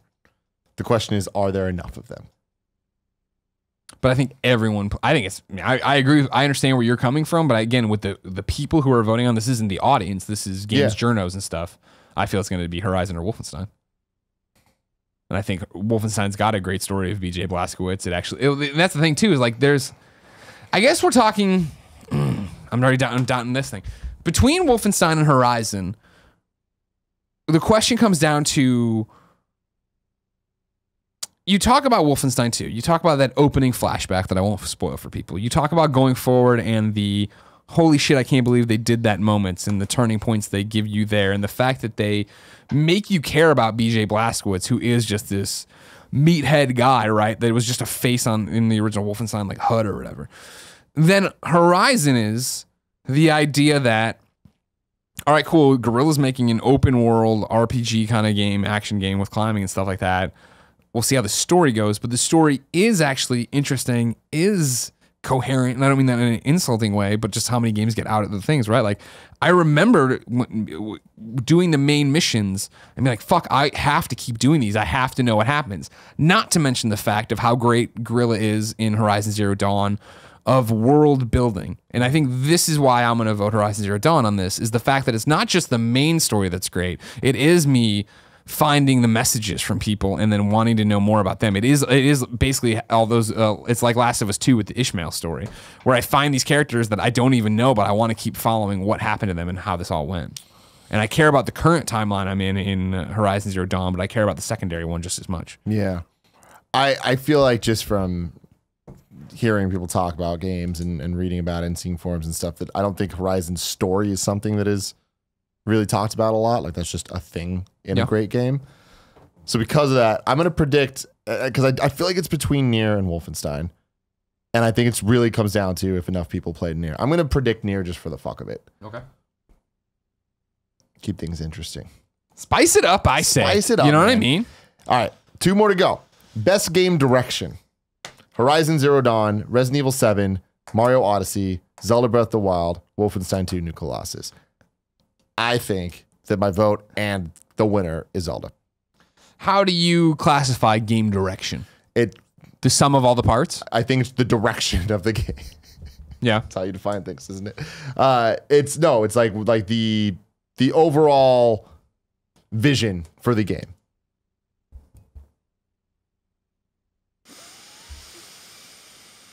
I would go Zelda with an honorable mention to Horizon. I don't think Wolfenstein 2 is in the conversation. I agree.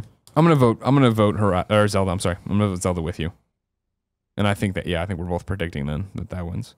Because I think that is a great game direction. Talks about all the mechanics of the game on top of the direction the game's going, but I think it is how everything comes together and how you make it. It's going to be an open world Zelda. What the fuck does that mean? Yeah. All right, well, it means that you're going to find food and you're going to cook it, and it means that you're going to be able to skate down the sides here. It's not.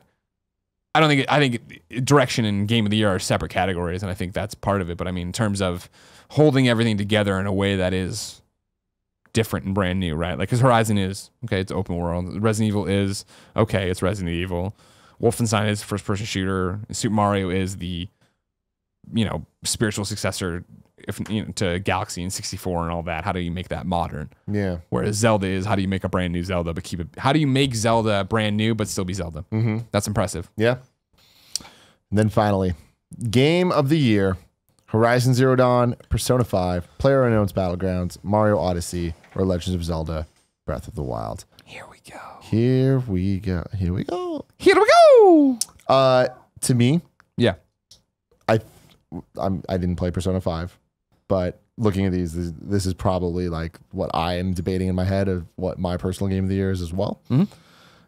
Cuphead I probably would put there as well. But Cuphead wouldn't win overall. PlayerUnknown Battlegrounds, I love it. It wouldn't win. It's between Mario and Horizon. I freaking love, but compared to Mario and Zelda, I personally don't think that it's on that caliber. Like, I see those as 10s and I see Horizon as 9. Mm-hmm. Great year for video games. Dude, 2017. Mario and Zelda, man, it's tough. And I feel like I can flip-flop. I feel like I could give it to either and be happy with that decision.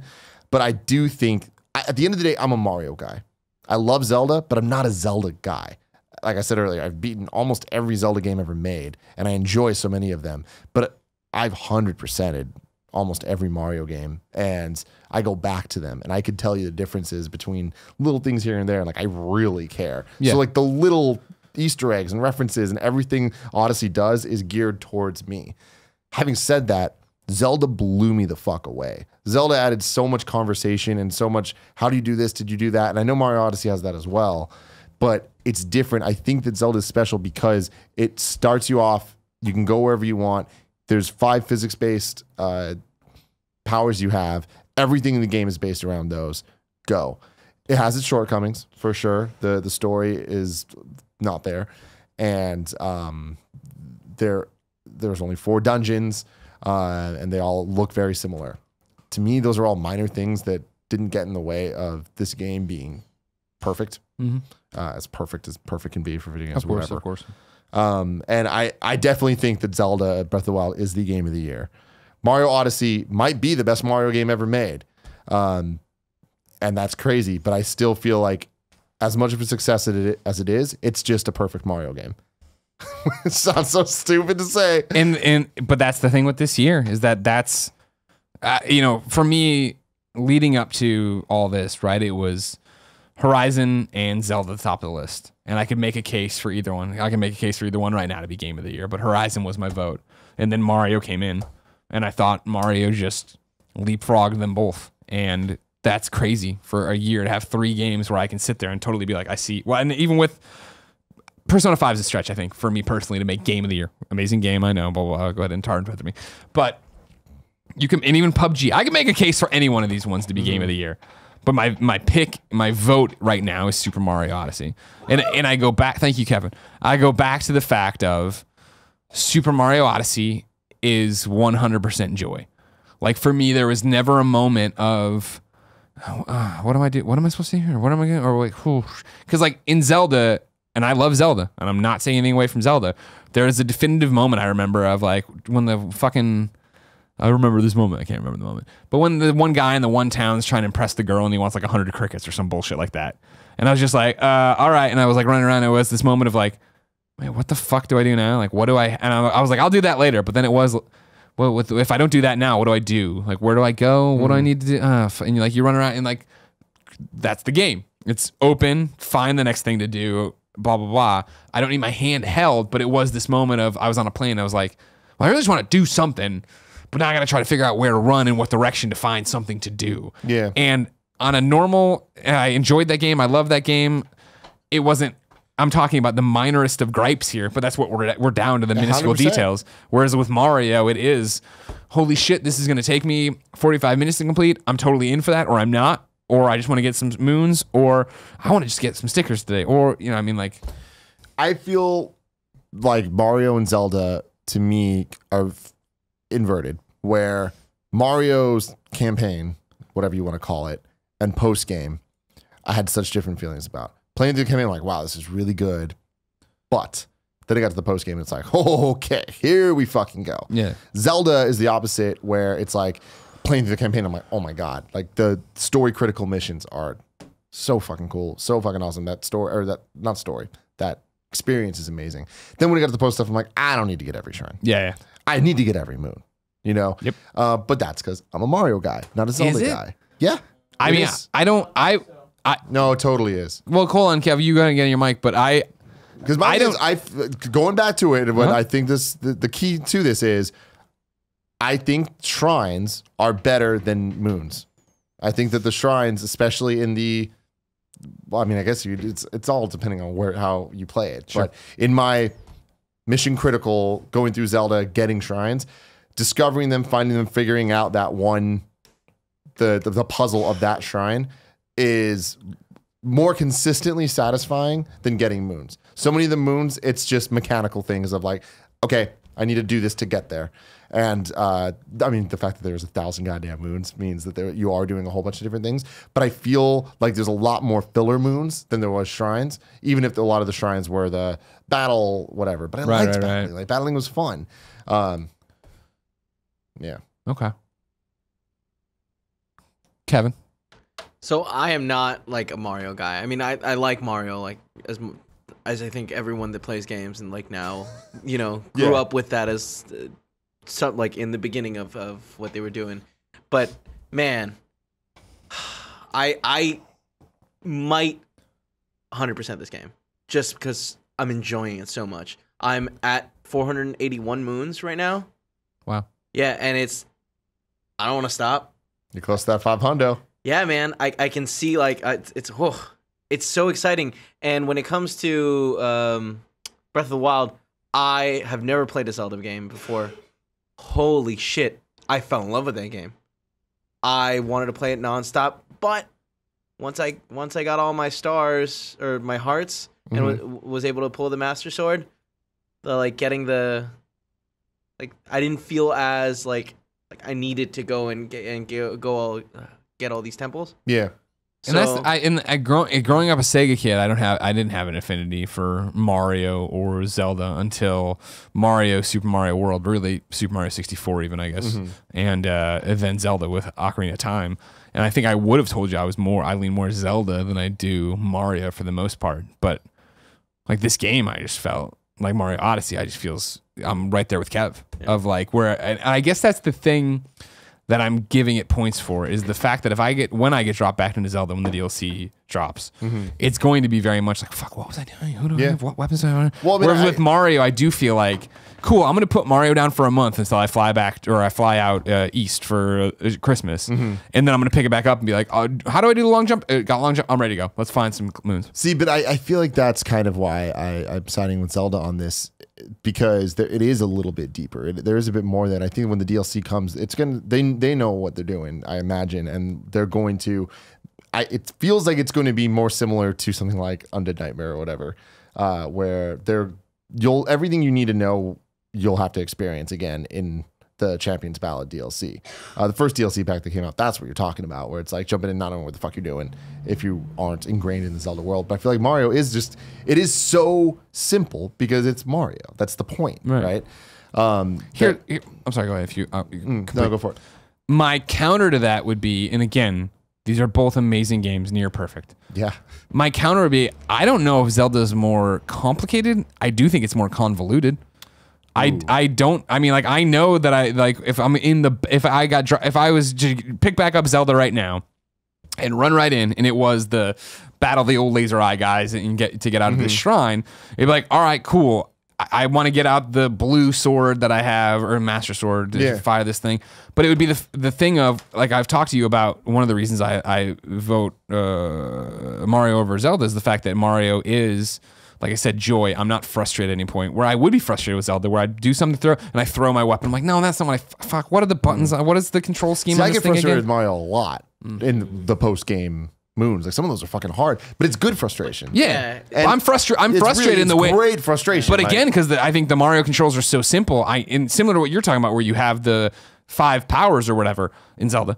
I know I have the tools to do it. And that is the thing with Mario. Where Mario, I don't like when you add the cap stuff. I can't believe I'm fighting against Mario right now. This is insane. But I love that though. The cap, it's great when it is, and then it's not when it's not. But it's like, for me, it was the New Donk City moon, where I was at the top of the building. I looked over there. I'm like, oh, I can get to that far off one that's a death trap if I do the moon, jump to the thing, throw the cap. Jumping's great. Jumping mobility. You're talking about throwing the cap? Oh, you're talking about the gimmick of capture. Oh, my apologies. My It's apologies. like I feel like it ranges on when it's fun to control the enemies and when it's not fun to control the enemies. And the certain, like, I don't want to spoil things. There's whatever. There's certain characters that just don't function the way that you'd think that they would, and it's still fucking great. But it's like I feel like it's not super pick up and play, and it's not it is just as convoluted and adds extra shit as Zelda does. Zelda has a lot of weird shit, and like all the cooking and all this stuff, it's like, it was fun in the moment. Going back, I don't ever want to cook again. Yeah. You know? Yeah. But I just feel like Mario is the type of game that I'll play forever until I beat it, and then it's done. Whereas Zelda, like, I did stop. I didn't get all the shrines even. You know, I didn't keep going, but it's like, I feel like But game of the year, huh? that's fine though. I mean, I feel like game of the year doesn't mean It's a joke. you need I'm to joking. platinum it. You don't need 100%. No, but that's the thing. I'm not a huge, like, I don't play games. I mean, I do, but I want to keep playing Mario, and I'm gonna, because those little moments, as dumb as they are, like, okay, I had to jump to go get this thing. Like, damn, at the end of it, I felt so much satisfaction. I was like, fuck yeah. At the end, once I finished Zelda and the story mode was the story was done, I didn't find any drive to, like, continue to do stuff. So for me, like, that's why it's just like, I'm gonna play Zelda next year. I mean, I'm sorry, I'm gonna play Mario next year, and that's why I think, for me, it's my game of the year. Yeah, I don't know. I guess to me, it's just, I feel like the post game stuff and how long you're playing and all this stuff. It's more. I've played Mario games. I've played Mario 3D World and how amazing some of the level design is and the challenges. And it's like with Mario, it's like it's more Mario. It's not just more Mario. It's more amazing Mario. Whereas Zelda, there's nothing I've experienced like it. Sure. But in its story, and it's good. And I just feel like once the game ends, cool. I feel like we're gonna have this conversation again come game of the year. Absolutely So are. we should put a pin in this. Yes. You would vote Zelda. I would vote Mario. I predict Zelda. So we're predicting now. That's what I'm getting down to. Here's what gets very fascinating about this choice is that I feel like there is a lot of juice behind Horizon. Like there's a good number of people who think Horizon is an amazing game and should be game of the year as well. I wonder if Mario and Zelda split the vote and then let either Horizon or Persona 5 come up. Both those I think are going to be dark horse choices and have a lot of people behind them. And that's where it gets really interesting. And this is the one I feel like the rest of them, I think it's very easy to say this is going to win or this is going to win. Yeah. Whereas with this one, I could easily see if they could announce any of these games, and I could even PUBG. They could announce any of these games, and people are going to be like, why? And it's going to be like, well, it was such an amazing fucking year, and you can make a case for any one of these games that everybody went one way on one outlet, everybody went another way over here. Splitting the vote between Mario and Zelda is very interesting. And that's where it gets really fucking crazy of what happens if that happens. And because then it is, like you talked about it, like it's outlets and it's streamers and it's YouTube channels and it's all the stuff. So let's check the fact that, like, you know, how even on Kind of Funny Games Daily, there's this never ending argument of like, should PUBG even be nominated? Like, again, it's 2017. I feel people are going to be like, PUBG's game of the year. Nobody put more hours into things. Nobody enjoyed games more. Nobody blah, blah, blah. It changed. It's this indie game that came out of nowhere and did all this. PUBG is in the running for this in a real way too. Like, I really do feel like game of the year is too close to call. Yeah. If I had to predict, I'm going to predict Zelda. Because I do think, I feel like I think Zelda, one of the strengths of Zelda is the fact that it came out early. From the moment it came out, everyone was like, this is revolutionary. And we've had close to a year, 9 months or whatever, to build the narrative of like, holy shit, this game was incredible. Yeah. And so even though Mario is incredible, it's coming in late being incredible. And it's like, we expect it to be incredible because it's Mario. Man. It goes against itself though, because like I feel like there's been enough time since Zelda that there's a lot of people. It's not as good as you think it is. The hype. Yeah. Like, you know, because it's like the tide shift and it's easy to be like, when it first came out, this is the best Zelda ever. And then people are like, it's not the best Zelda ever. Yeah. I don't know. It's the splitting vote thing would happen between Mario and Zelda because I feel like at the end of the day, if you enjoy one of those games, you probably enjoy the other. And I imagine a lot of outlets having this same conversation where it's like, yeah, I am totally fine with either of those games. I think both of them deserve it. We'll see.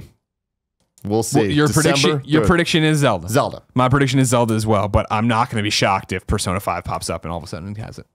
Imagine Persona 5 got game of the fucking year. I mean, again, it's the point of they're all. I mean, like, you know, how often do you see, with all due respect, Ashley Jenkins tweeting about a PlayStation exclusive? You know what I mean? She was all over Persona 5 to the point that I remember her going back and playing Persona. She bought a Vita to play Persona 4 Golden after the fact. Wow. I might be confusing those facts. Kindoffunny.com/you're wrong. Just kidding. I won't look at it. Ashley, just call me. All right. Well, let us know in the comments what you think the game of the year will be. Not what you want it to be, what you predict it'll be here at the Game Awards. We'll be doing a live watch along of it. You will be there. I'll be there. So you won't be on it, but it'll be me and Andy doing responses. Nick might be there. Who the fuck knows? We like to he'll walk in every so often, eat beef jerky, have nothing really to contribute. It'll be great. It'll be fantastic. But yeah, love you guys. We'll see you next week. If you're watching this, happy yesterday Thanksgiving if you're watching on Patreon, and happy last week Thanksgiving if you're not. And if you're watching live, we'll do the post show right after this. And if you're not watching live, you should support us on patreon.com/kindoffunnygames and support us there, and then you get to do it. Remember, PSX is coming up, and we have cool things planned. Vote for Andrew. Andrew Renee, vote for her right now. Vote Trending Gamer. Trending Gamer vote, put into Google, and it pops out. Remember that I have a Twitter. Game Over Greggy, follow me.